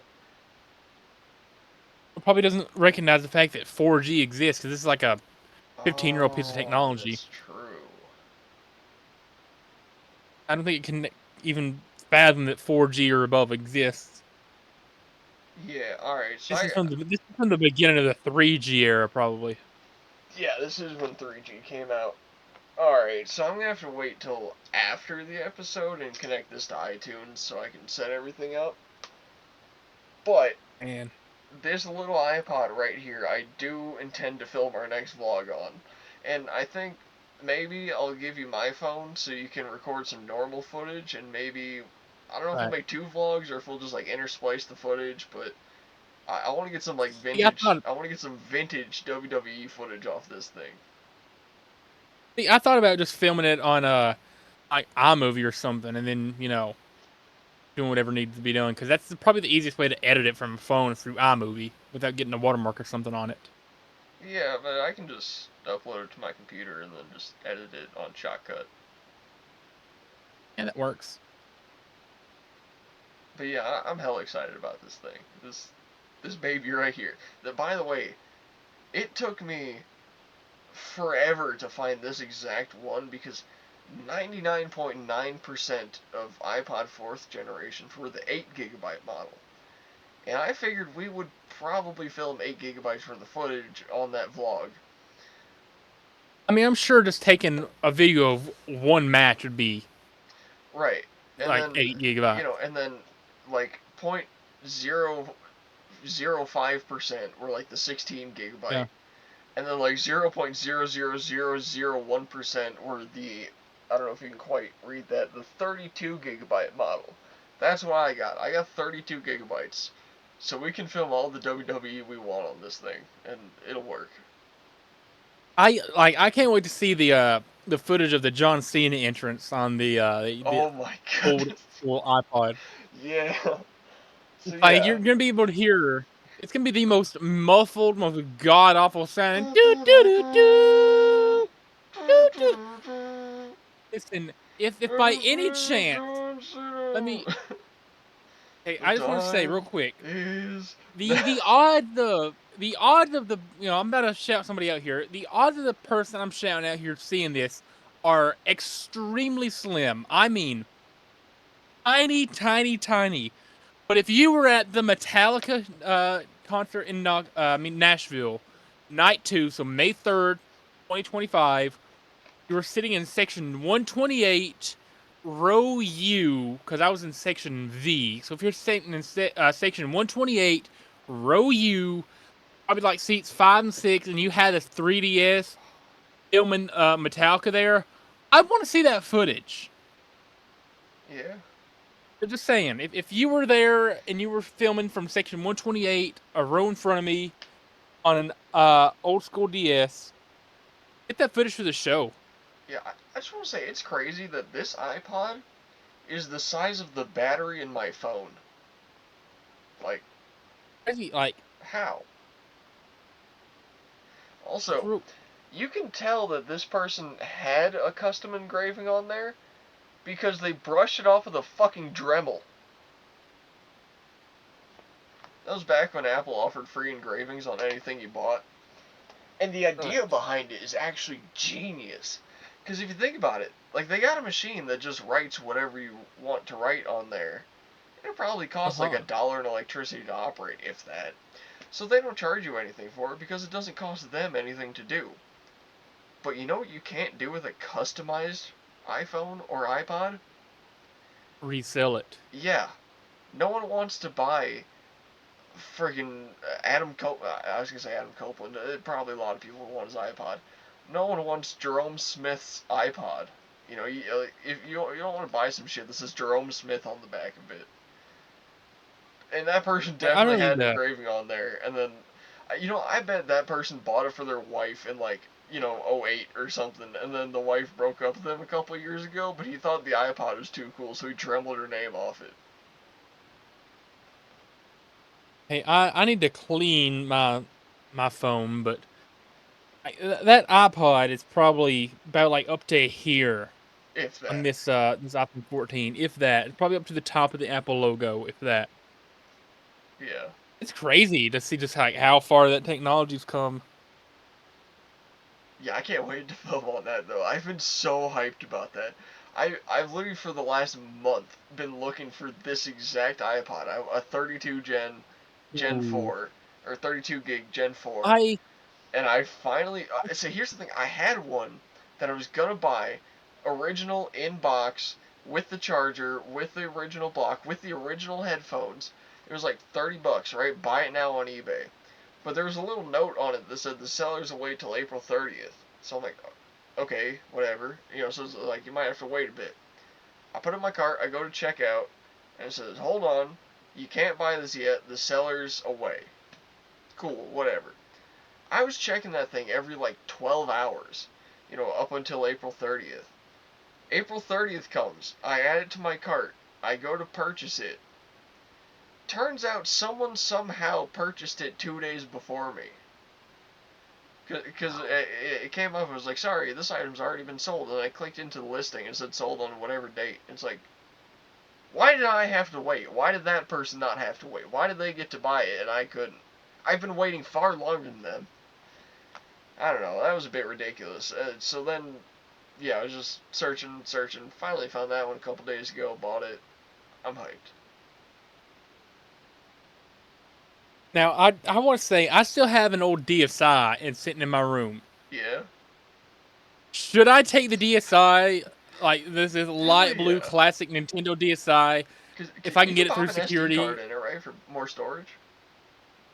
I might be able to. Because I Honestly, I got a might. 64 gigabyte SD. I'll give you for you to use. I don't know if I'll like be able to port any of the stuff out and get it to you to put in the video. Because no, Imagine if if I. if you can put an SD card in there, you just gotta record it to the SD and then just pull it out before I drop you off. I'll put it. I got a SD to USB thing here. I'll just plug it in. I got it right there. And we can have footage from a actual like modern iPhone, an iPod, and a DSi all in Yeah, because I one was just thinking fantastic like vlog. I could totally hold the iPod and the phone and film like this and and get both angles at the same time. And then you could be And sitting that there would with be your fantastic. DS, just like, flipped up like this, recording it. And have my phone like sticking up from the other side, so I have like. Well, let me use. I always get my wallet Yeah, out here with me you'll be just holding it like just in this case I with need your it. phone. So I'll have my DS like this. Probably actually the screen about that size, honestly. Yeah. And I'll just have my phone spitting. So I'll have like camera here and camera here, just like filming both. Dude, that's gonna be incredible footage. That would be awesome. Awesome. I I, mean, not just. honestly, you know what? I think it would be cool to cut it up into 3 different vlogs, but we'll upload them at Yeah. like the exact same time. So we'll have just the normal phone footage one, and then we'll have the DS one, and then we'll have the iPod one. Or we could just like splice all three together and have a different uh thing in one video. I thought that'd be easier. Yeah, but then we got the same wrestling matches 3 times in a row in the I mean, same like we'll have vlog. like different. I mean, we have like different parts of each match through different footage. So you'll have maybe to go like an entrance be filmed on the DS, and then we'll have first part of the match, or you want to whatever part you want to film on iPod, and then we'll have next part of the match on phone, and the post match will be on iPod again. And we'll have the somebody doing a promo on D. Just like whatever we want to record, we'll put in there in like different times. We can figure it out. Yeah. I don't even know if I'm gonna bring the DS. I might just take. I don't know. Yeah, we could do I four don't. vlogs at the same time. We'll drop them all four at the same time. We'll do the intermixed one you want, and then we'll have the segregated ones I want. We'll see. We'll It's see. gonna be so much fucking editing. Yeah, I don't think we'll end up doing that then. Yeah. Regardless, I want to get some old footage, and I don't know. Maybe we could at least post it as like 2 separate vlogs. So, we could have iPod and iPhone. Now the question becomes: do we take the Tajikistan flag and try to get it autographed after the show, or do you try and just book it out of there after the show? I don't. How would we get it autographed? That's what I'm wondering. Uh, so as soon as the show ends, we leave our seats. We run around to the back of the arena where the superstars are parking and stuff like that. We want them to leave. Camp out with some sharpies or something. Be like, "Hey, do you want to sign our flag?" That'd be crazy And then we'll, seeing we'll Cody Rhodes walk out. We're like, sign my people who like Tajikistan flag. Like, We'll just see, like, if you can name this flag, I will buy any piece of merchandise you want from a WWE shop right oh, now. yo, that would actually be crazy. Be like, yeah, yo, Cody, yo, John, whoever, can you sign my flag? And then, they'd be like, I don't know, be like, tell you what, if you can name what country this is, you can pick what piece of your merch I buy on the website right now. But I want you to sign it too. Like, once Penta comes strolling, I don't know if Penta will be there because he's on Raw. We're going to see SmackDown, but just for reference, like, let's say for some reason Penta ends up on SmackDown when he's on a different show, but he comes strolling out there. He's like, Tajikistan, and he picks like me to buy his $75 mask. Yeah, actually, Imagine. you probably would. Yeah, because most of that money's probably gonna be going to the company itself, but I think part of the royalty goes to the wrestler. Yeah, they gotta get a big cut. I bet Jamie Hayter got $10 because of me. You're welcome, Jamie. You want to buy me lunch? You want to take me out with that $10? We can watch a movie together. I'll hold your hand. Yeah, anyways, man, I feel like aside from that one goof I have at WCPW, that was one of my better Jeopardies. All four of them. I usually mess up quite a few things. I only got one entire category wrong. But, you know. You know, I thought about making a Jeopardy for this episode, and no joke, one of the categories I was gonna put in there was Limp Bizkit. Wow. Yeah. And I was gonna have a little bit of trivia about them just because freaking Biscuit. Who else up limping their biscuit? It's crazy that I could see them and Metallica in the same night because I love Limp Bizkit too. I've loved Limp Bizkit for years. I just realized my iPod doesn't even have the time on it. It doesn't even display time. Doesn't? No. That's crazy. It's just like, look, you open it up. Oh shit, you can't. Why the fuck is? Why is that so bright? What the?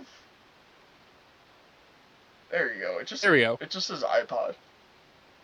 Wow. God, dude, I we're less than a month away, by the way. We're so close to going to WWE. It's like I 3 want to weeks. relive that era of technology again, though. Honestly, but yeah, less than a month though. That's crazy. Yeah, we're gonna be in the presence of John Cena. We're not gonna see him, but he's gonna be there. We might be able to see his floating hat and a floating microphone, but Yeah. Of course, Cody Raheem Rhodes, and I don't even know who else my is favorite gonna black be man, there. I don't care. I'm just hyped to see John Cena. Tiffany Stratton's being advertised for it.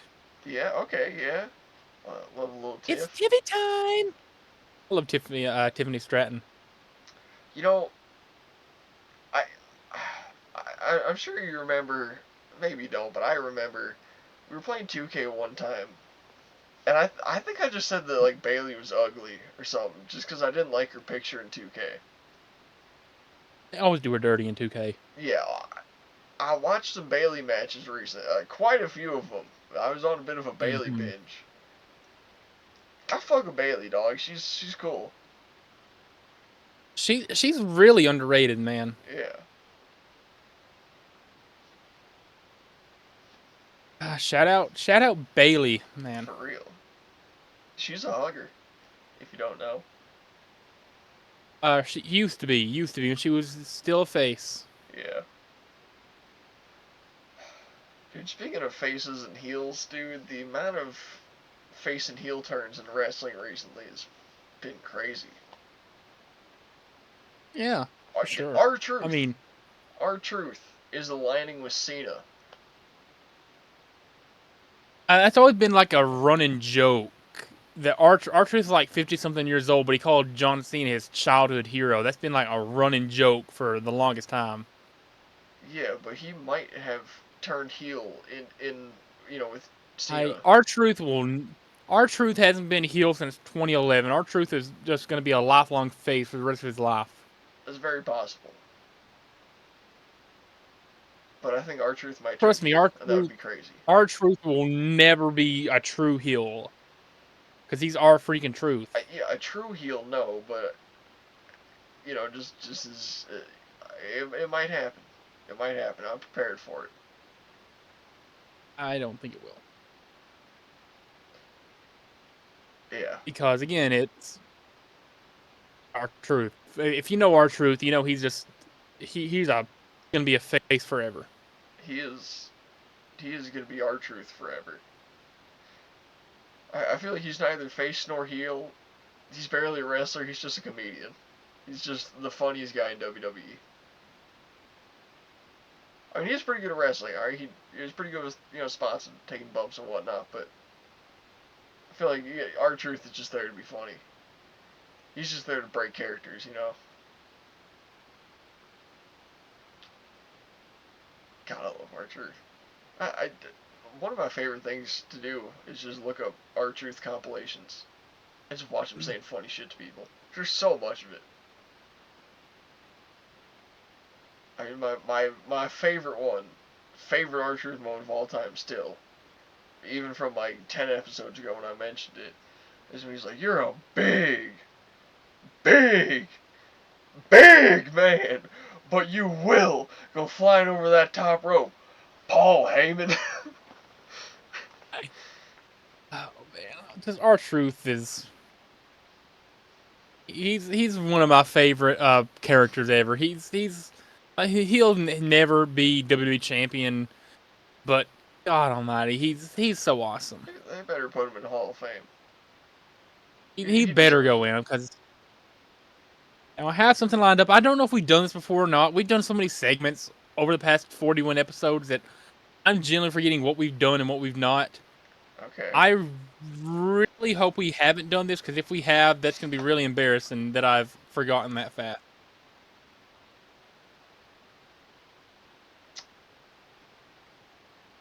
Have we done this before? Yeah. Well, how do you not remember this? With the WWE ones? This was in the title. I remember we did AEW. I don't know if we did WWE or not. Yeah, we did WWE. Real quick, just while I'm here. Yeah, oh. Just while I'm here, just hold Yeah. on. Just oh no, my finger slipped. Oh no, what am I doing? My finger is slipping. Yeah. Oh no. So, Okay, I'm done. so in the topic of doing things we haven't done in a while, I want to go over our YouTube analytics Okay. because I do want to show something that I don't like from YouTube, and I'll get into that.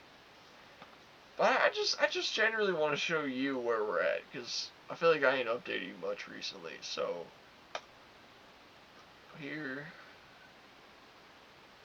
all right, hold on. First off, which one? This one, 28. Oh wait, no. Wait. Maybe I didn't put it in a title. I thought I did, but yeah, we definitely did that. Oh, here. Yeah, 23, ranking wrestler women. That was the WWE one. This is still our most viewed video, by the way, with 40 views, which is crazy, but we've been, we've been popping off a little bit recently, alright? Some of these down here not doing so good, 10, 12, 7, 6, And the 37 got 25 views and 10 likes. Pretty damn good. Yeah, where did that come from? Guerrilla marketing. 38. What'd you do? I've just been posting links, like whenever we put a new episode up, I go on every social media and I just spam links to it. Okay. Anyways, this one, this actually had more. This had 32 views at one point, and YouTube took a couple away for some reason. It got 21 likes Didn't though. That hasn't changed. didn't we have 40 subscribers at one point? Did we lose a few? We had 43. I'll get into that.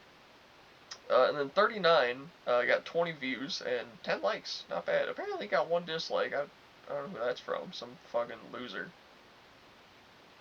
Boo you. Yeah, but shit's kind of popping off, you know. Ain't complaining about that.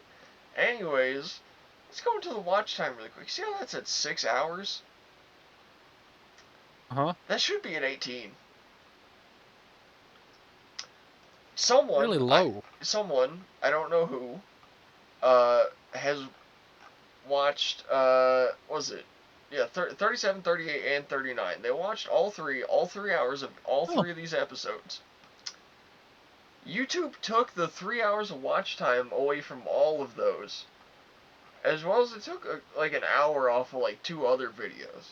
I have no idea why, but they took genuinely like 12 watch hours off of our channel for no reason. Anyways, and Real then quick, how much would...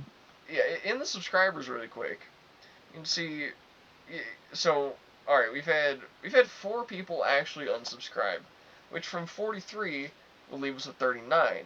But it went down to 35, and we've gained 2 more, actually 3 more, I guess.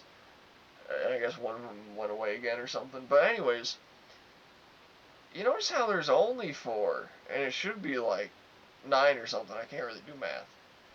That's because if YouTube removes a subscriber, it doesn't count in the negative. You only get a negative when someone actually physically unsubscribes. So YouTube, what the fuck, man? Not cool. Ooh, YouTube. Anyways, I don't know why we still got the warning up there, because that's not there. Also, that's not there. These are both completely irrelevant, but Wait, episode 34 got blocked? yeah, I forgot what it was, but you gotta. I think that was the Cody Rhodes copyright, but I fixed that. Oh, man. And then there's something else. Oh yeah, and then the views. I just want to see where we're at. Let's see more maybe. Um, I don't think this is what I wanted to look at. How do I see our overall views? That's what I'm looking for. Great question. I tried logging I don't in know. to the channel on my phone. And it said I had to have a confirmation code. I had to send it to you, so I'm just not going to worry about that right now. Oh, that's fine. You can do it right now if Oh, you want. I'll give you the code. I will Send it try to that. like my email or something. I think it has like a number or something code. I'll Oh, is it copy the. a 2-step thing? I think it is. I think it is. Okay. Let's see here. You sent me the password somewhere. All right. Yeah. Give me just one moment to log in. We're doing this stuff live on air. No, I don't think it's an authenticator app. I think it just sends to my email. Yeah, let me log in. I'm typing the email in real quick. Okay. Just okay. Had to confirm I had the right one. This is we're finally getting to the stage of the show where like we just don't have anything else to talk about. So we're just kind of coasting Yeah. through for the second half. We always have 2 hours of decent content, and then the last hour is like, all right, how do we fill up this hour? What do we talk about? Okay, Oh, I know what I can help. talk. It's going to say that send a notification to your phone, and you just have to open the YouTube app and prompt yes, it's you. Okay, you can do that.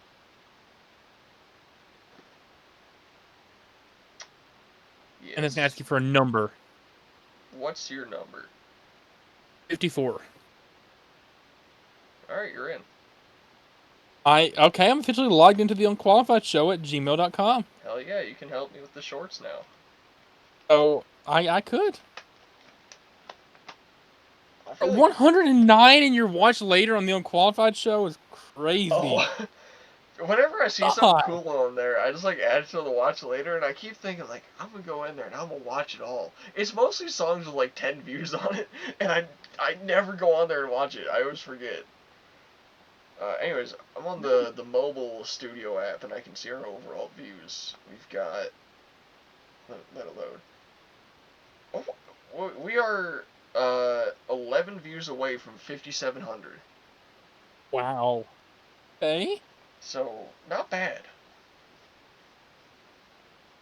I can see. Oh, I can see our subscribers. Yeah. So, what the fuck? Apparently 19 people subscribed while watching episode 38.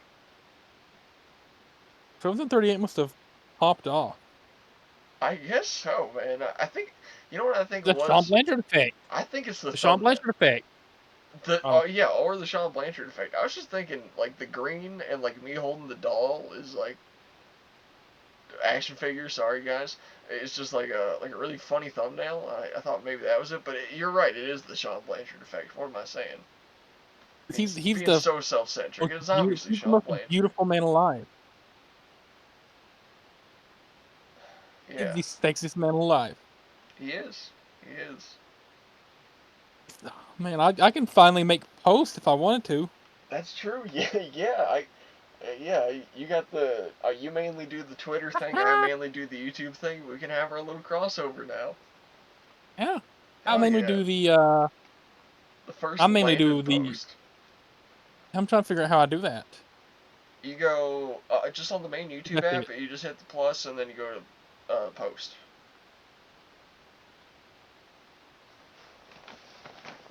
Okay, I'm gonna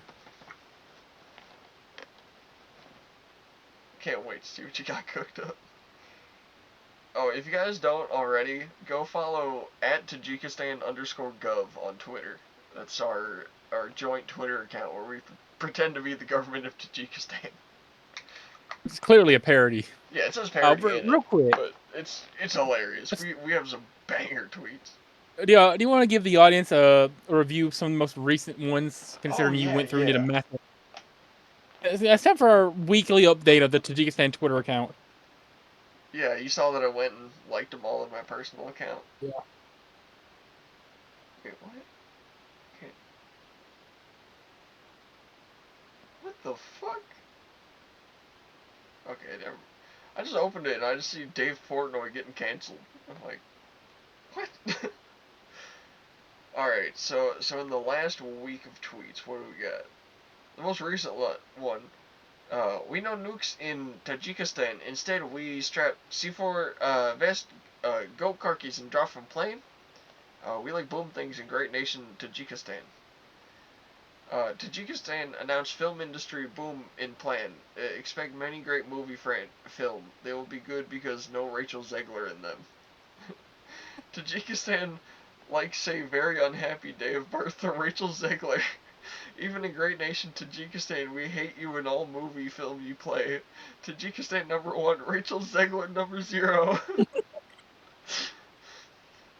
Tajikistan is now the best competitive eater country in all of Asia besides China. They love eat. And we organize new contest next month. Be lookout for pizza eating mist contest. Mist contest? Where winner receive 3 pig.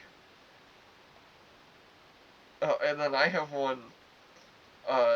Basically, I opened Twitter and I just see this video of a black lady saying white people are inferior. And so I quote tweeted that and said, only the true inferior are Indians. And I accidentally retweeted this, and I guess you deleted it and probably unretweeted it, but I tweeted at Elon Musk, help, how do you unretweet? I don't want to, because... Yeah, I figured I had to log in on this computer right here to be able to delete it because I realized you probably didn't mean to do that. Yeah, no, I didn't, and then, I looked up, well, I tried just pressing the button, and it wouldn't do it, and I looked up, how do you unretweet something on iOS? And it said, just press the retweet again, and it'll go away. So I pressed again, and it didn't go away, and I was what the fuck? Yeah, I guess you gotta go on computer to unretweet something, which is stupid. Oh, and then I had a couple tweets, all in a row. I had, Rockstar announced that GTA 6 is now delayed until May 26, 2026, which is over a year away. ridiculous. I think it's 848 days, something like that. And I said, we the people of Tajikistan are very sad to hear no GTA 6 in the year of the 2025. We may make GTA 6 before GTA 6. Just as a joke on the blank before GTA 6 jokes. And then after that, I said the Tajik people, our pleasure to announce winner of Chicken Burger Eat Match, Shala Milnaj, has eaten 7 chicken burger for prize of 2 goat from last Buzkashi match, which was a follow-up to Landy saying Tajik announced contest chicken burger eating most in 10-minute winner received 2 goat, so I followed that up. And then after that, Yeah, I said, because of no GTA 6, the Tajik game makers are making Buzkashi 2K25 to release by year end. Fantastic. now, I did put up a YouTube post if you want I'll get there. to read. I Yeah, if got you want to tweets read to read. that Yeah. later. And Landy's said Tajikistan is now ranked 173 in world for least murder. Move over, Afghanistan. This is country and way should be run. Announced for all people of Tajikistan, please no drink water in central Dushanbe. Mouse die in trading facility. May be fixed by next morning. You're a that's our better reader that's at some of these things. yeah. Next morning is our slang for tomorrow. Oh man. We got oh okay. I had a couple here. Tajikistan is now proud to have car factory for new brand. I think Lana put this one out. I wrote that We one. make car go fast for normal driver of road, army, and racing car too. And I said the car factory has update that small fire make car take longer. Expect 2-3 months before first car. And then we will make new road in Tajikistan from new stuff called pavement for new car. Oh man. And then according to Tajik Health Agency, life expectancy of Tajikistan population has risen to 43. and then, and then we have this video of World War III almost kicking off between India and Pakistan and them dancing on the border. Yeah. And Landy quote tweets with, "We in Tajikistan dance much better than both. We wouldn't dance war with anyone." Which, look, you guys watch this freaking video, man. Just They're getting into it. these are two real enemies right here that hate each other, just taking the piss at it, just busting each Oh, other's balls. is that. I assume that's India right there. That seems like how Yeah, India would India's dress the their brown military. one. Well, they're all brown. Okay, the top one's India, bottom one's Afghanistan or Pakistan or Like I'm whatever. saying, that was a racial joke, Tommy boy. Oh yeah, I know. Like, what the fuck is this? Yeah, shit was popping off at the border. Uh, oh, dude, banger from Landy here. There's now special at Chicken Burger location. 2 chicken burger for price 1. Buy for a whole family. I didn't think that one was really a banger. I thought that's going to just okay. I liked it. Now the next one is a banger. Yes, this is a real banger. Tajikistan happy say no person say N-word to African man in public in over 2 days. New record. Next solve is say 5-letter S-word to Latino man. If you know, you know. Spick. Yeah, and then Yeah. yeah. Oh, I think this is the last one. We had the music one in the last episode. I remember. I think this is the last new one. Happy day, Tajikistan. Government announced new president advisor now is looking for help find goat for government position as need new oversee of agriculture in great nation. I like the I idea mean, that a like, goat is going to be on stage bleeding on how to fix the agriculture of Tajikistan. It's like, yes, yes, goat, we'll plant all the wheat. so this might be the greatest parody Twitter account I've ever made. I've made like a few fun side Twitter accounts before. I have a couple that I occasionally will go back to, but this is probably my favorite. Honestly, it's fun. Okay, I'm looking at your post now. Landy Boy here, taking over for my first post here, mid-episode. Remember, the tipping culture absolutely ruined the entire dining culture in the United States, and the owners of restaurants are an absolute cancer to society by paying $2.82 an hour to poor employees who rely on the money of people already paying $50 per meal. That being said, remember to tip your waiter unless they suck. I love I that, feel like honestly. my first post had to be related to tipping your waiter somehow. And honestly, I think you got a pretty good point there. Tipping culture has definitely ruined food jobs, and Yeah. also like I don't tip waiters that suck, and they ain't making much money. So if they suck, they're going home broke. And I don't feel bad for them, man. Go work at Walmart. Also, if you own a restaurant and you require your waiters and waitresses to tip out to back of house staff who are already making normal Oh wage, yeah, that's screw ridiculous. you. I mean, they can't make you do that legally. Yeah, but like if you want to keep your job, you better tip out so you can make probably say like 150 in tips during a shift, but nope. You got to pay 50 of that to your cook and your busboy who were already paying legal wage. Yeah. Ah, ah. Yeah, I don't get why Yeah. waitresses can't. Like, look, okay. Let's say, new minimum wage for wait staff, $8 an hour.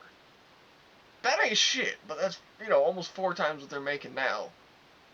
And then, like, you don't gotta feel so bad about not tipping them or tipping them, like, $3. Because, they're probably serving 3, 4, 5 tables an hour. You add 2, $3 from each table. All of a sudden, now they're making 15, 16, 18 an hour or something like that. That's not that bad. Making $2 an hour and just hoping and praying someone leaves you $10 so you got a $15 hour is ridiculous. It's like I've developed a knack for this. I don't know if this is like normal for other people, but I can tell when a waiter is actually really, really nice, a good person, Mm-hmm.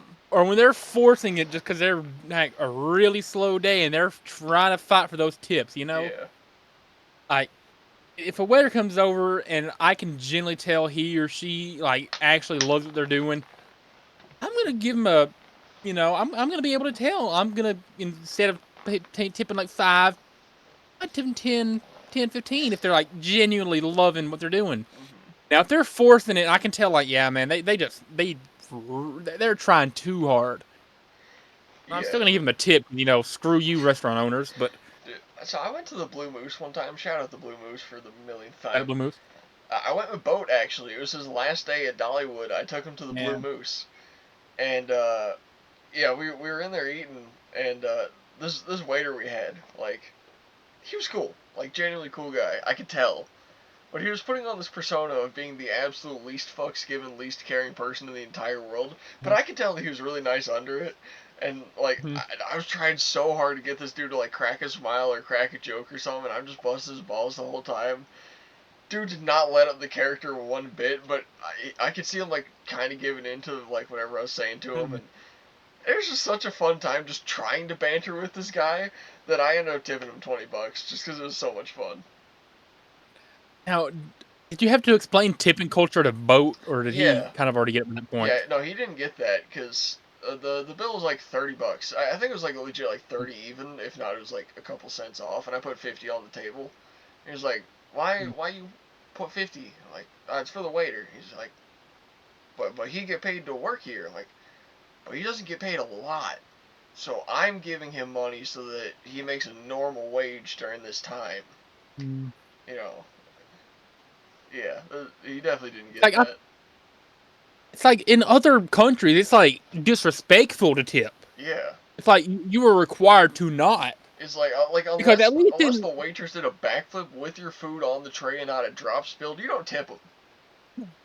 right.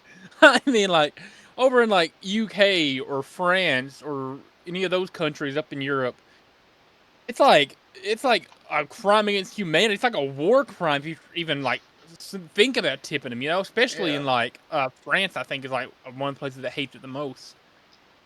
French restaurant owners pay them a livable wage. I've never worked in a restaurant. I I know have. people who do or have. Uh, a certain person I give an anti shout outs to all the time who used to work in a restaurant. I can tell from people who say it sucks. Yeah, By the way, anti-shout out to that specific person who I've mentioned on the show who may or may not have used to work at an Olive Garden. Anti-shout out. That person who may or may not have worked at Dollywood and an Olive Garden. I was gonna say shout out that person, but I'm pretty sure they unsubscribed from the YouTube channel, so anti-shout out. Anti-shout out. Biggest, fattest, most sincere anti-shout out to her. Yeah. Who she is. She's not seeing this, but she knows who she is. She should be. She should have stayed subscribed. Dude, alright, you know what? She said But she everybody hates make her you, mad, and she I'm deserved like, it. man, subscribe to the channel, leave some hate comments. Put it down there how much you hate Landon. You know, whatever. And she's like, yeah, I'm gonna do that. She never did. Yeah, if you see her again, you gotta ask her. Yeah. You know, I mean, she works like once a year, so, you know, I'm probably gonna be gone by the next time she works, so, Boo her or anti-shout out her. yeah.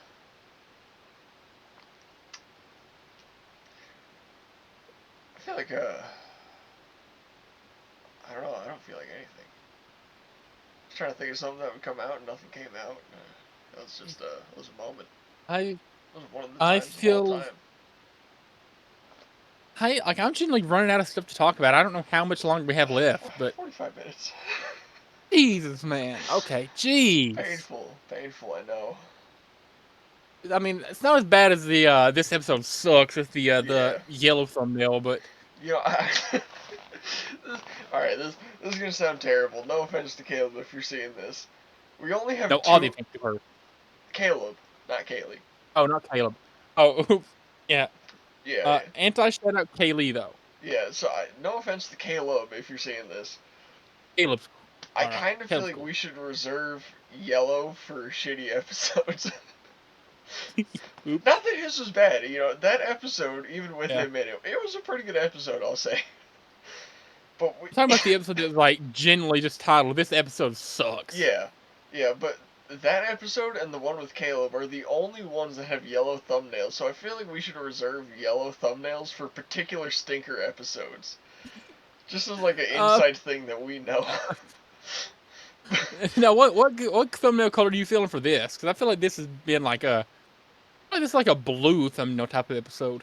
I don't know. I just see the way I do it is I open up YouTube, I scroll through all our thumbnails, I go, what's the least used color right now, and I use that one.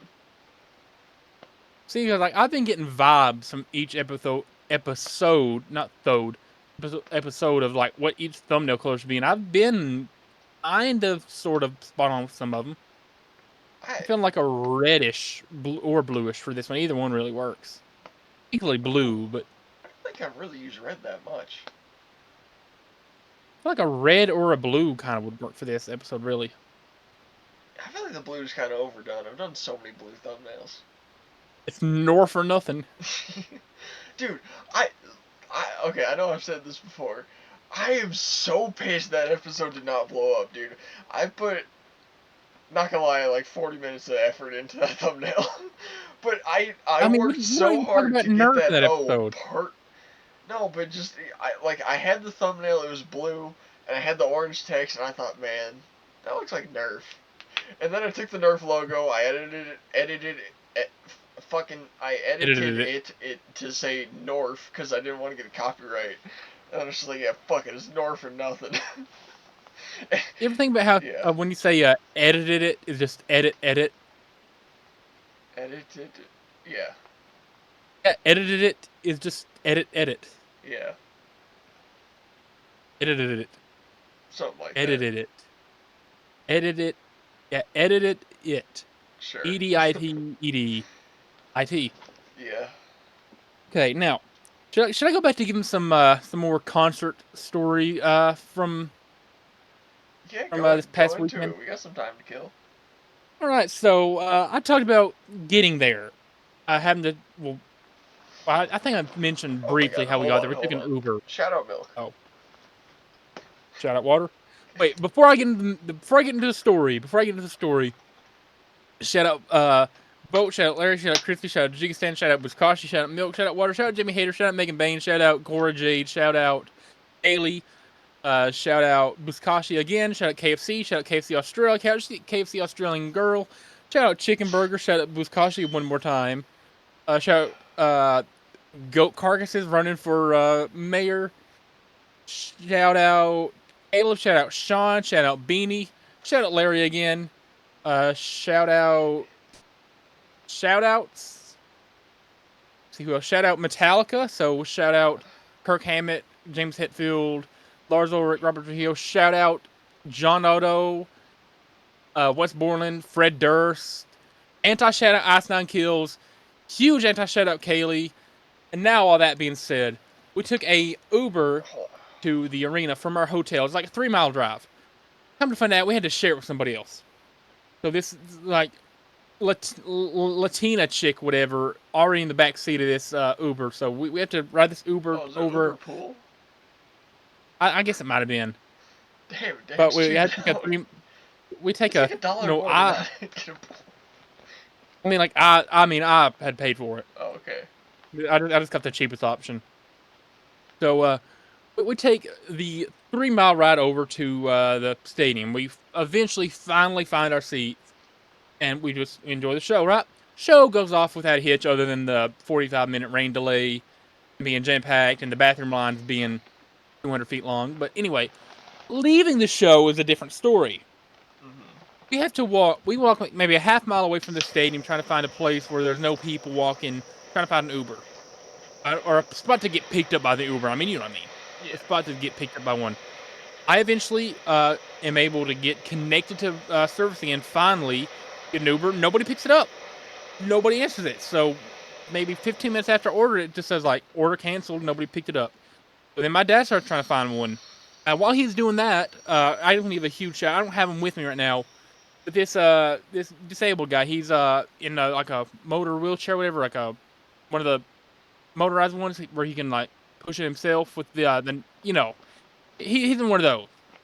Yeah. One of the most awesome dudes I've ever met. He comes across the crosswalk to the sidewalk where we're at, and he sees me and my Metallica shirt, and he's like, "Hey, he's talking to me. My dad's like, "Hey, did you guys get any picks?" Because at the end of every show, I could throw out guitar picks to like not ones they use on stage, but it's like the decorated ones that they throw out to people in the pits. And I guess he was in the pits or something because he had like a whole ton of them. He's like, "Hey, did you guys get any picks?" And we're telling him like, "Ah, man, we were in one of the seated sections." This guy gives us 3 of the picks that Metallica threw out. Wow. So I don't know what the guy's name is or where he's from, but biggest shout out to that guy. Huge shout out. So now I gave my dad 2 of them. He gave us 3 total. I gave my dad 2 of them because he's been wanting to see Metallica for 35 years, 40 years. I've only been wanting to see him for like 10 years because I've not been alive that long. Anyway, so shout out that guy. Eventually, my dad gets on Uber on his phone. Again, nobody picks it up. We try to call 2 or 3 different taxi companies from Nashville. None of them answer. Can't get a hold of any of them. So eventually, my poor mom, who would have been on the stay back in the hotel because she didn't want to get a ticket or whatever, she has to come all the way from the hotel room. Has to get like over where we're at, and then find our way back to the hotel where we were staying. So, anti shout out Uber in Nashville. Yeah. You know, you mentioned taxi services. Have you ever hailed a taxi just off the street? No. Oh man. So for me living, around Chicago, I've done it a few times. It's always like so much fun to do. I don't know why. Cuz I remember playing GTA 4 when it came out. I was 6 years old. It came out in April of 2009. Being 6, 7 years old playing GTA, and I remember my favorite feature is that you could hail a cab. And you stood on a sidewalk, and if a cab was driving by, you hit right on the D-pad, and Nico would like whistle, and then he'd go, "Hey, taxi," or go, "Yellow car," or something funny like that while he's like waving to him.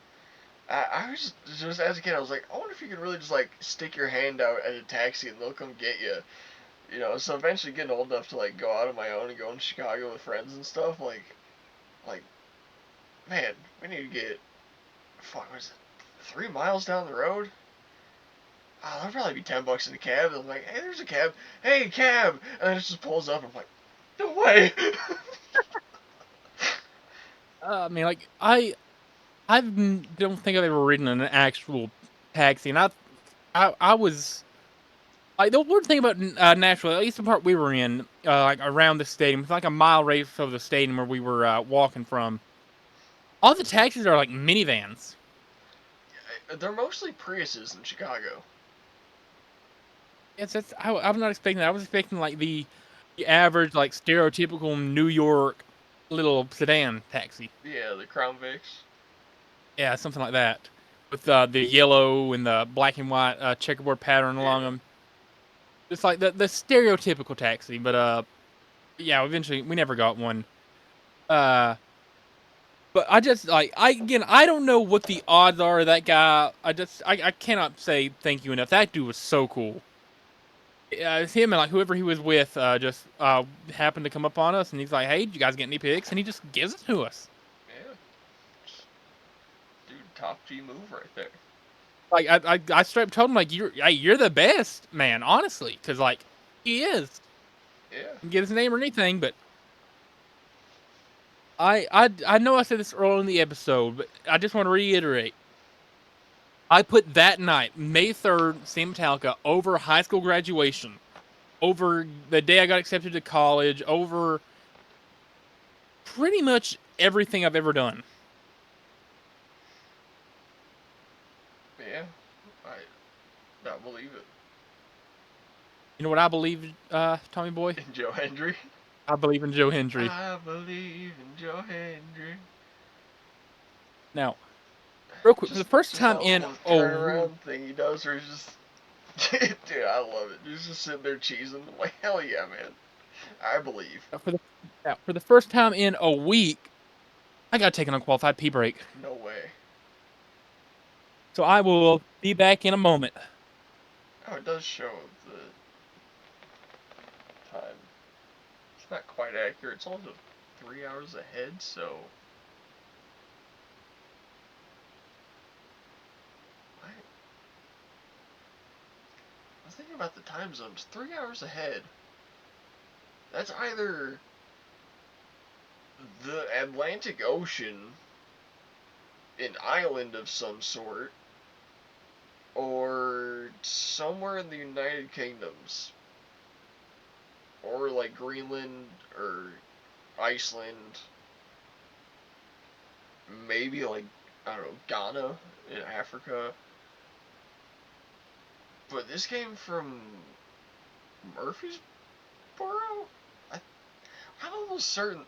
No. The copy of GTA San Andreas I just got was from Murfreesboro. Where the hell did it? I gotta look up where this came from, because it was in. Okay, first of all, it was in Chinese when I opened it. What the fuck? Where the? All right.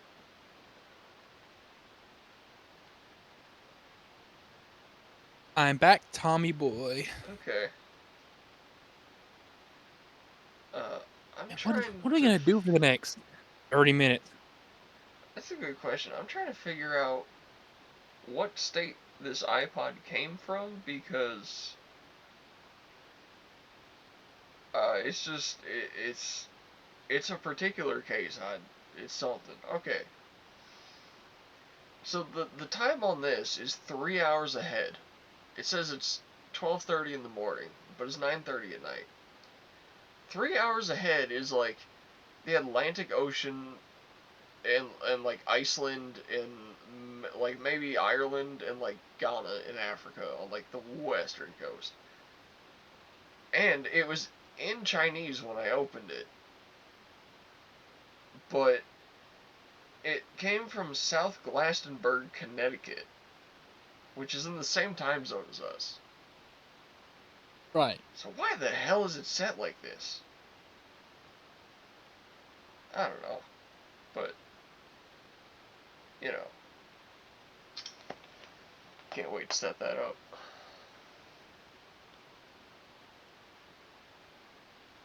I'm generally running out of stuff to talk about. You know what we could talk about? What's that? How it's almost been 40 episodes since you talked to the Australian KFC girl. It's been like Wow, it was 41 and that was 5, so it's I can't do math. It's been 36 episodes. Yeah, that's wild. You know, maybe for episode like 105, we should call that Australian KFC. See if she's still there. Ooh, yeah. It's gonna be like 8 months away or something. I don't know. I can't do math. Neither can I. I mean, we've done, let's see, 41 episodes in December, January, February, March, April. So I mean, we're averaging like 8 episodes a month, or no. Yeah, a month. And we needed to get to, what was it, 105 divided by 8, it's 13 months, we're 5 into it. We do Yeah, 8 about months. we do about 6 to 8 episodes per month, right? Yeah, about 8. Because And we do 2 or 3. Yeah, because we do either one or 2 per week usually. we try to do 2 a week, but sometimes issues happen and it goes up like once a week. Like this past week, I can only do 1 because I mean I could have technically done 2, but just you didn't mention anything about it. Yeah, well, and for some reason, I don't know why, I had episode 40 edited, it was downloading, it got to 99%, and then it just failed for some reason. It just stopped downloading, and then I didn't feel like re-editing it, and that had work, and yeah, so that'll probably go up tomorrow, but you know, we'll see. Right. Anyway, that's gonna put us at 6 days without an episode. It's just fucking crazy. I hate having that long between episodes. And for our standards, that's like an eternity. Yeah. And I really haven't made any shorts because I've been working, like either genuinely at work or at home. I've had so much shit to do recently. Uh, I got a fun story. So, my stepdad, he's got a 1983 Toyota pickup. Right. It's pretty cool.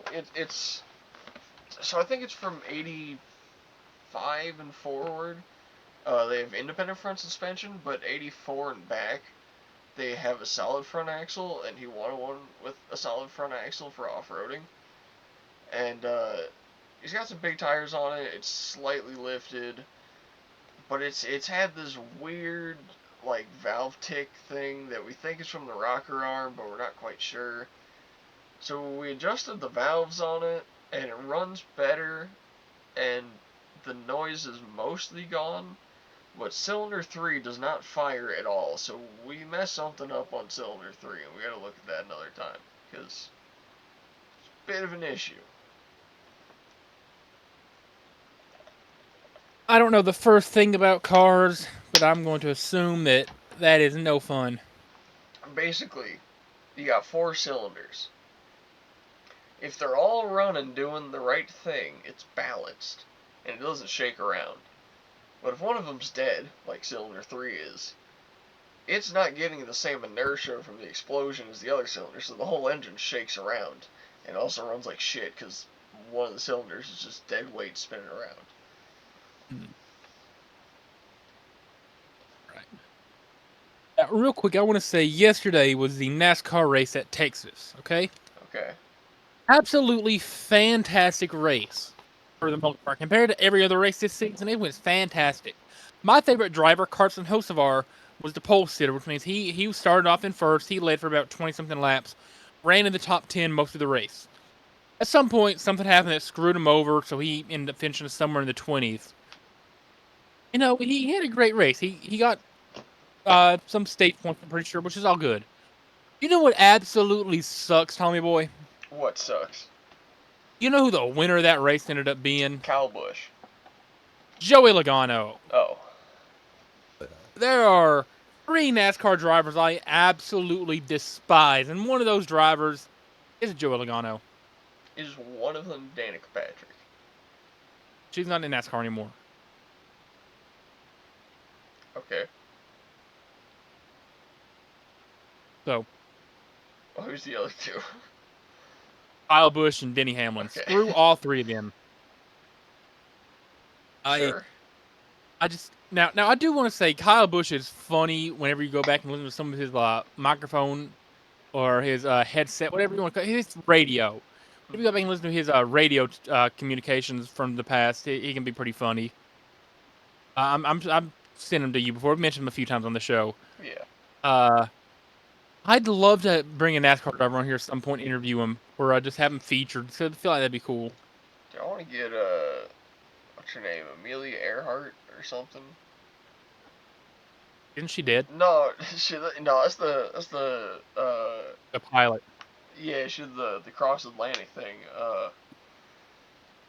I swear that's her name though. Who's the Amelia chick with the cars? Or maybe her last name's Earhart. Yeah, she's one of those. It's either Amelia or Earhart. Some chick that has something to do with cars. I think she just got into NASCAR. There's the Earnhardt family, but I don't think it'd be her. Oh. I don't think there's any Earnhardt. Oh, she's got a YouTube channel.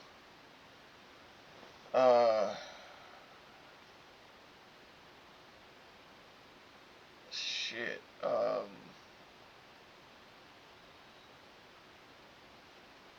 I don't know who you're talking about. Oh, Amelia Hartford.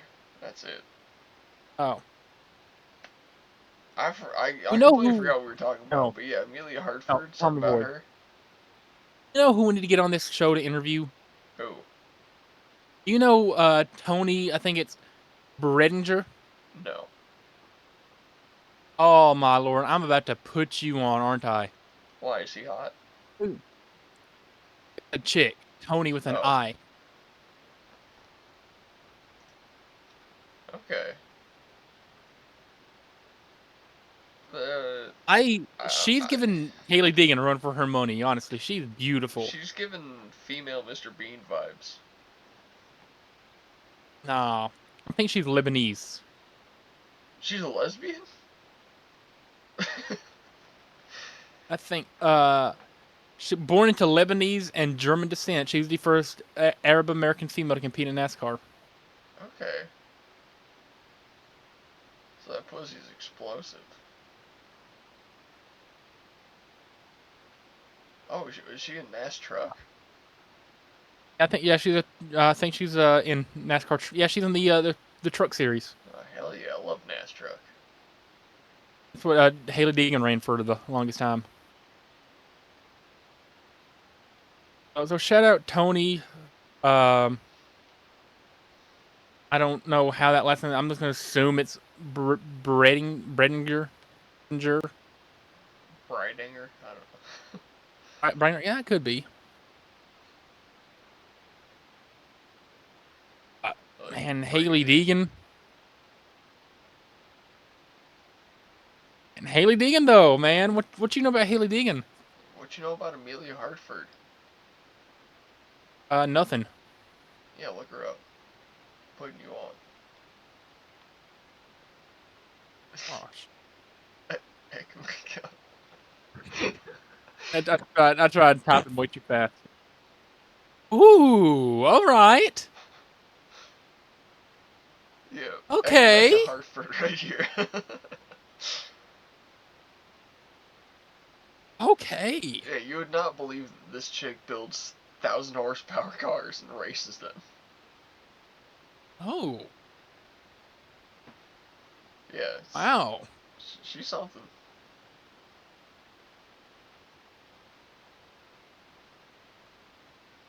Let's see. Going back to Haley Deegan though. No, she's like comes from like a really famous family. Like her brother races motocross. Mm. He's younger than me. Yeah. An 06, gosh. Oh, Shout out the Deegan family, bro. I just remembered. I went to high school with a guy that was sponsored by Monster. Oh, really? Look up Reese, Virginia. Look up who? With a C. Sergina.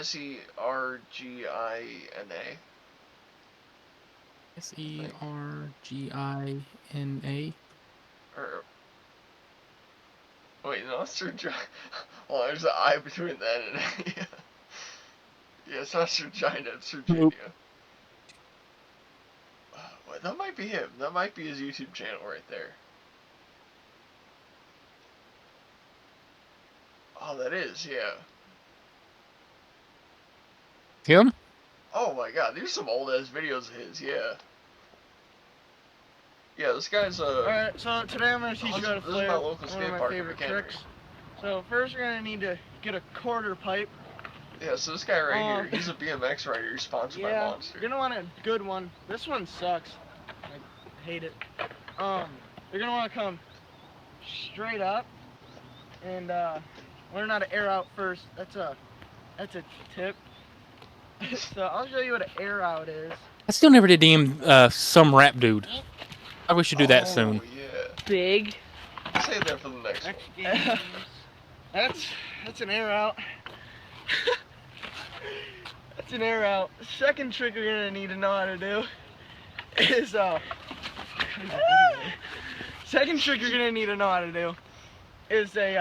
backflip. This guy just looks like a BMX rider. I can't explain over it, but there, learn you how to backflip real quick. Get the hell out of here, Ashton. Such an inbred. Better than like 40%. Great filming here. Move, Alan. such an inbred. Scooter. Random guy. So, now, all a backflip is, you pretty much go fast, lean back and hope for the best. Oh, yeah. Hope you don't crash. So I'll throw her one of them real quick. Look, this guy's just like, alright, so just do a backflip. Yay! Such a casual trick. So that's a backflip. Now you gotta Shout out this go to the dude. quarter pipe. Yeah. Shout out Reese. So we're gonna go back to the quarter. I mean, yeah, he's kind of a piece of shit. But he's kind of right BMX. If y'all can find his Instagram, he's got a lot more videos on there. Sick. Stunts. He's not even filming him. Oh! Oh, you're getting to the spot. So now what you're gonna want to do, pretty much feel your quarter out with them air outs. Once you feel. You ever seen this video before? Yeah. Just airing out of it, you can throw your flare. If you don't know, flare's a 180. Throw a flare. There's Tony Talk right here. This ain't Tony Hawk. This is Tiny Cock. Shut up, you inbred. So, I'll show you. I think I want everybody inbred. What you want to do is I'm pretty sure he's go inbred. straight up the corridor, pull back, and dip your shoulder a bit. If you come up on an angle, you're gonna hurt yourself. I'll put a video of that in a minute. So, show you a flare real quick. Hopefully I land it. Oh.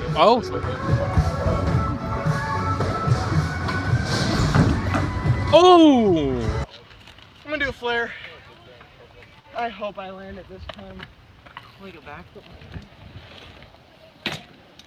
Oh, wow. Yeah. That's how you flare. He jumped so low. He didn't even get to coping when he did it, which is Just crazy. Yeah, that's it, the end. That's my how-to. Yeah. Our series. I do not care about your series. Yeah, anyways, that's yeah, it's a guy I know. Oh, shout out him. Yeah, I guess. I assume we still have a little bit of time to kill, right? Yeah, we got 15 minutes. All right, you're trying to go back to one of our classic games. Sure. One that's become a, I guess, one that's becoming a new classic. Yes. Oh man. Oh, I've been missing this. I absolutely love this.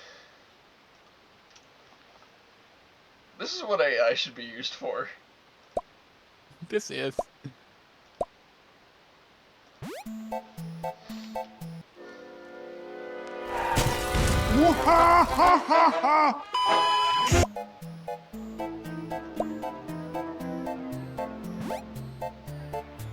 Oh, claim free.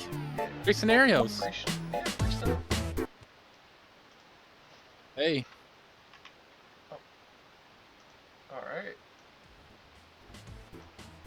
Alright. Well.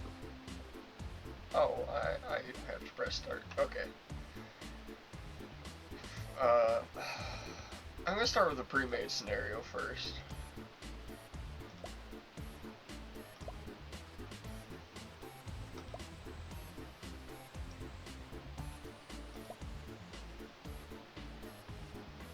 The music in this is fantastic. Dude, these community ones are horrible.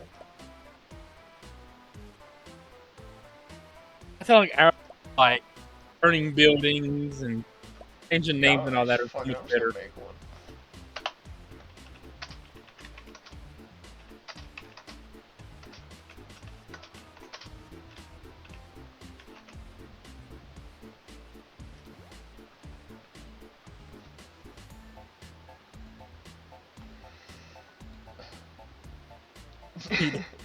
Wake up P. Diddy in prison.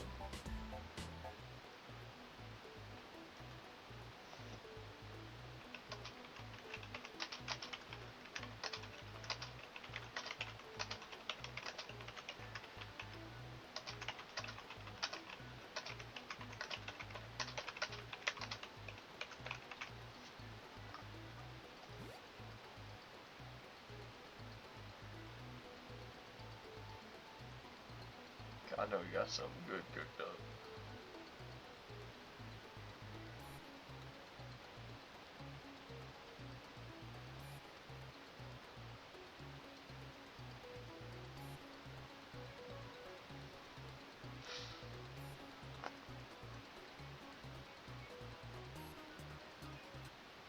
Hey. Alright. 140 characters are difficult to fit in. Yeah, it can be. Well, I'm excited to see what you come up with.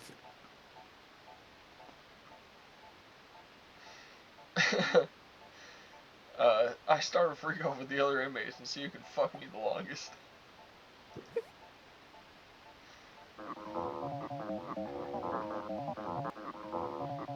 Unconventional contest in the dimly lit prison yard. A wave of confusion and laughter ripples through the inmates, temporarily breaking the monotony of the prison life.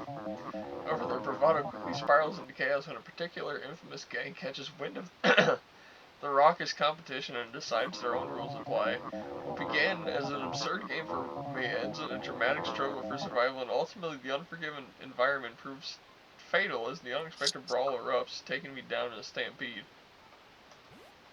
I got stomped to death in a freak-off. Okay, so I will tell Jay-Z, who I obviously own, to spend his billions to blow the gel up, giving me an escape route. In doing so, I steal Beyonce from him too, because Nice. Beyonce. The echoes, explosions, rattle walls. I emerge from the rubble, blinking away dust in his bogey, while Jay-Z rides in shock, realizing he has been outmaneuvered by both his wealth and his former. The chaos had afforded me the chance to escape, not before stealing Beyonce in the midst of the commotion. Her laughter mingling with the sirens and wailing in the distance. However, just as I reached the exit, an unexpected seismic shift triggered a figure flash driving me into the debris and ending my What? flamboyant scheme. Fiery calamity. Oh, It was fantastic. that was good, yeah.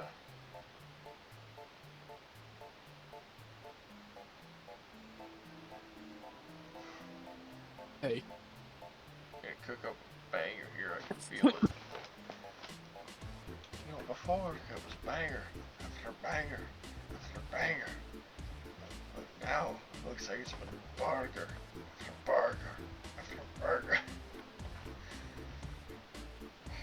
Dude, shout out Seamus and Drew McIntyre.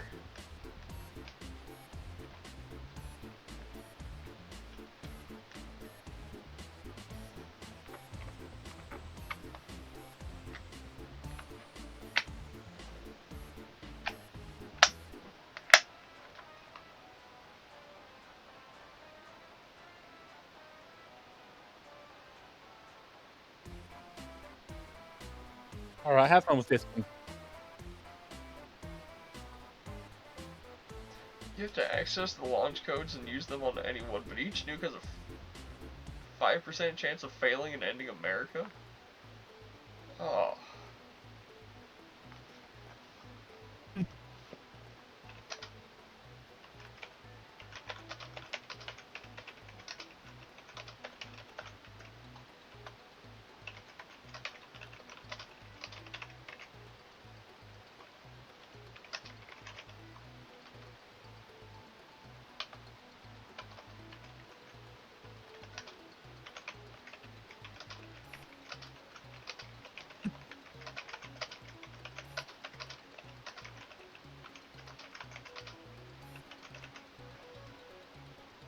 I feel like we're going for a very similar I hope so. thing here. Mine's kind of basic, but I panicked. I didn't know what I was going to write. Oh, I knew exactly what I was gonna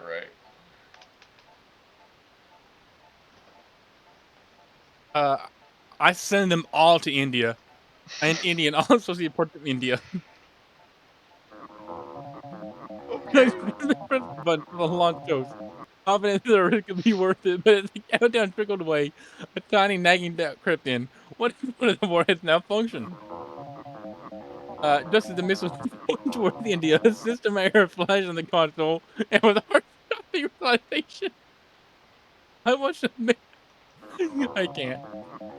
America detonated. It's what the fate the game was still my doom. Ending not only India, but also extinguishing my own life. A lost active So, we catastrophe. were very close. I launched the nukes from Greenland, which is totally fine because it's not America, and sent 2 to China and India. As I clumsily punched in the launch codes from my icy hideaway in Greenland, I felt a rush of power, believing I could escape any repercussions. However, irony struck when both the missiles malfunctioned, each carrying them with a mere 5% chance of failure turning catastrophic. Unleashing mayhem, not on the intended powers, but instead drawing the ire of the very powers they sought to defy. In a flash of blinding light and confusion, my ambitious plan became a catastrophic ending, sealing my fate in a fiery embrace of explosive consequences? So they just dropped on me? Oh god. I love this game so much.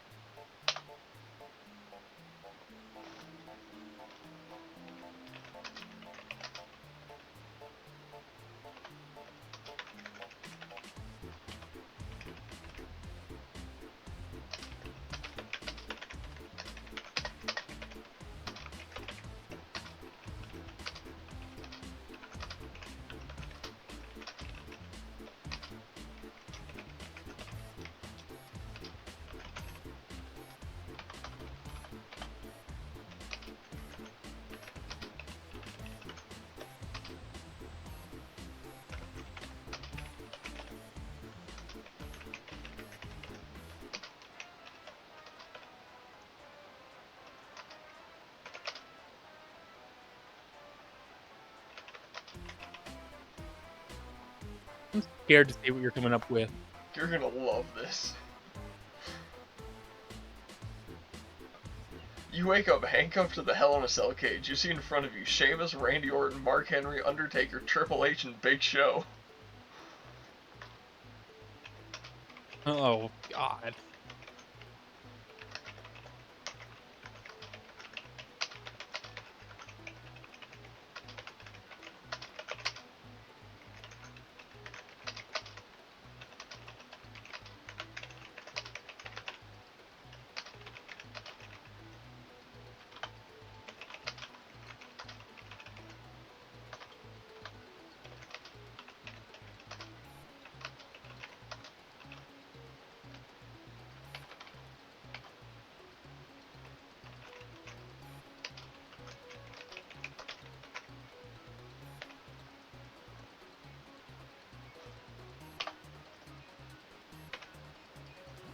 Got it.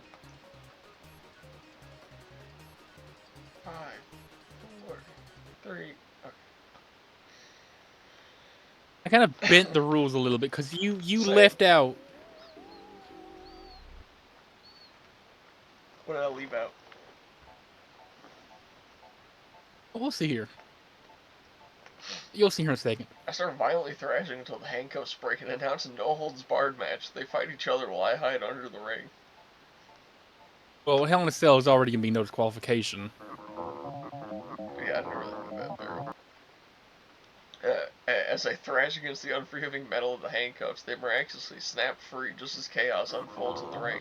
With a blend of cunning and luck, I stealthily slide beneath the canvas, announcing the brutal brawl among the Titans, or avoiding the brutal brawl among the Titans. However, just as victory seems within reach, an errant leg from a towering Big Show catches me off guard, sending me crashing into the mess above? Okay. So Oh, Big gosh. Show stepped through the ring onto me and killed me, is what I'm getting here. All right. Steve, you didn't mention that both hands were handcuffed. That's So with true. my one free hand, I'm able to get a kendo stick from under the ring and whack all men without without dying, and I escape in time. Okay. As I expertly wield the kendo stick, I become a whirlwind of chaotic energy, striking Sheamus and Big Show with surprising agility despite my restraint. The sound of the stick cracking against the opponent's bodies echoing like a twisted symphony, awakening a primal instinct within the wrestling titans. However, each hit plants the seed of doubt in their minds about underestimating the handcuffed challenger. The final triumphant swing, I break free from the cage and exhilarately escape, leaving the stunned wrestler in the comedic tangle as they bump into each other, finding that even in the direst of situations, they're clever and can outlast brute force. No! What? That worked! Kendo stick, dog. Man.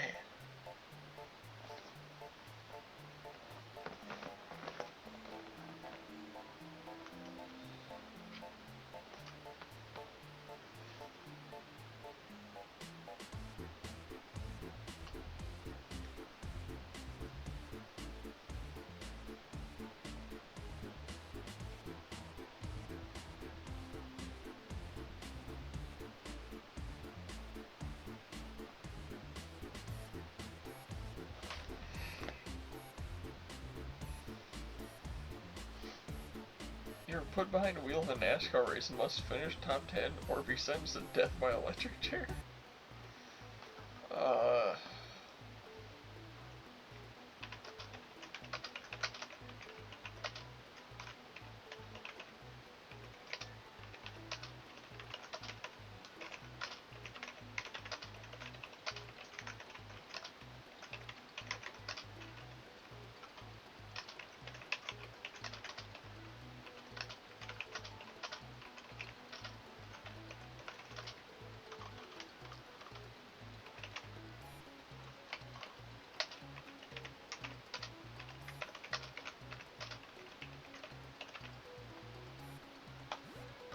Dude, easiest question I've ever answered.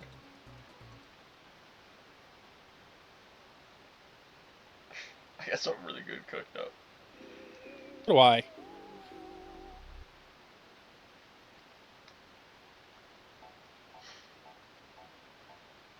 Okay, so I try I was promised to split my prize money with fellow drivers if they agreed to wreck half the field. I just want to target Kyle Busch and crash him out because he sucks. The green flag drop, I bolt off for swerve through the chaos, but instead of rallying the other driver that starts outraging Kyle Busch proves to be an oh my given rival. A fierce battle ensues where my reckless strategy backfired spectacularly. They actually reacting to the same cars careening and one of them straight into my vehicle. With the fire wrecking engulfing me, the thrill of NASCAR turns to a shocking and sealing my fate. Damn. An electrifying burst of light. So, I thought I had a good idea. so I use my magic abilities to turn every driver into Danica Patrick, who crashes a lot, and I get first place by default. As I unleash my magic, surreal chaos unfolds on the track, turning every competitor into a failing Danica Patrick clone, each one losing control and smashing into the walls. However, I speed past the wreckage. I chuckle in victory until a sudden urge of unchecked magic causes my own car to spiral out of control, crashing into the stands. With the sound of sirens echo and smoke billowing, the race culminates. What? Oh my! Oh my! So the best I can hope for is a tie. This has been a fantastic game.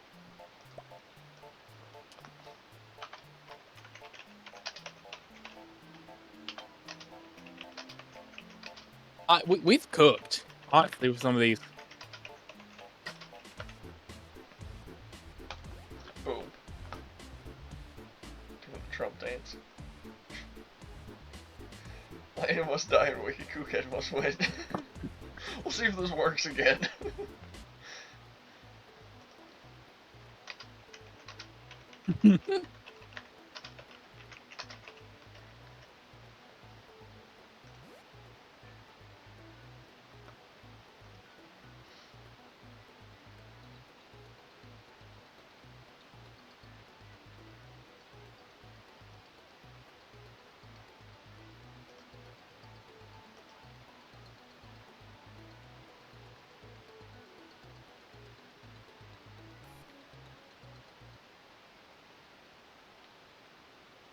That's the method.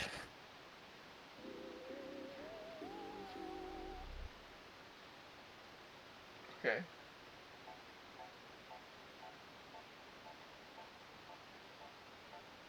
Well, I am Wicked Cookhead, so.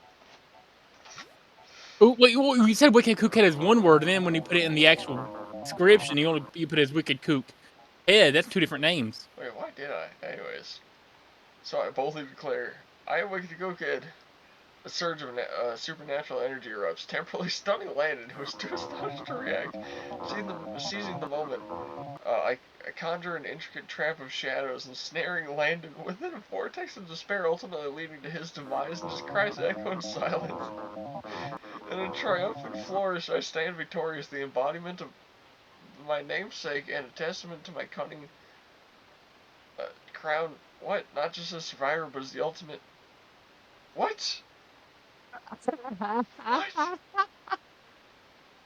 But You screwed yourself over by leaving that gap in there. But I won. Huh? Alright. So again, I changed my name to Wicked Cookhead legally, and I forged documents to change my opponent's name to Landon. Okay. In a world of chaos, my desperate attempt to legally swap identities with Cookhead backfires spectacularly. It's a forged document aroused suspicion, and investigation reveals a nefarious scheme, leading to arrest and some perplexed judge who finds it hard to believe someone could be so audacious. In the end, I meet my demise behind bars, leaving you to triumph in the rightful winner, forever etching Thank the God. annals of this bizarre contest. You know, identity theft is a serious crime, Jim. Or whatever It's not Dwight a joke, says. Jim. Millions of families suffer every year. Yeah. Anyways, you won. Congratulations. Thank you, Tommy boy.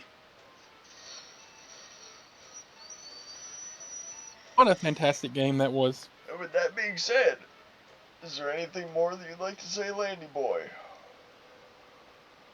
Oh, I believe there is, Tommy boy. Oh, really? So, remember, shout out Boat, shout out Larry, shout out Christy, shout out Tajikistan, shout out KFC Australia, shout out KFC Australian Girl, shout out Beanie, shout out Sean, shout out Jamie Hayter, shout out Megan Bain, shout out Julia Hart, shout out who else?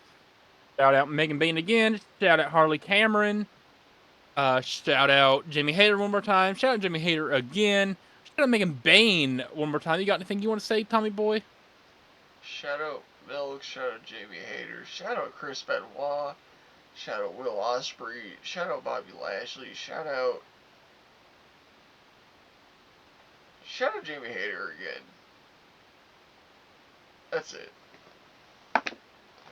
Alright, well, all that being said, remember to use your signal. Tip your waiter unless they suck. Also remember, you just lost the game.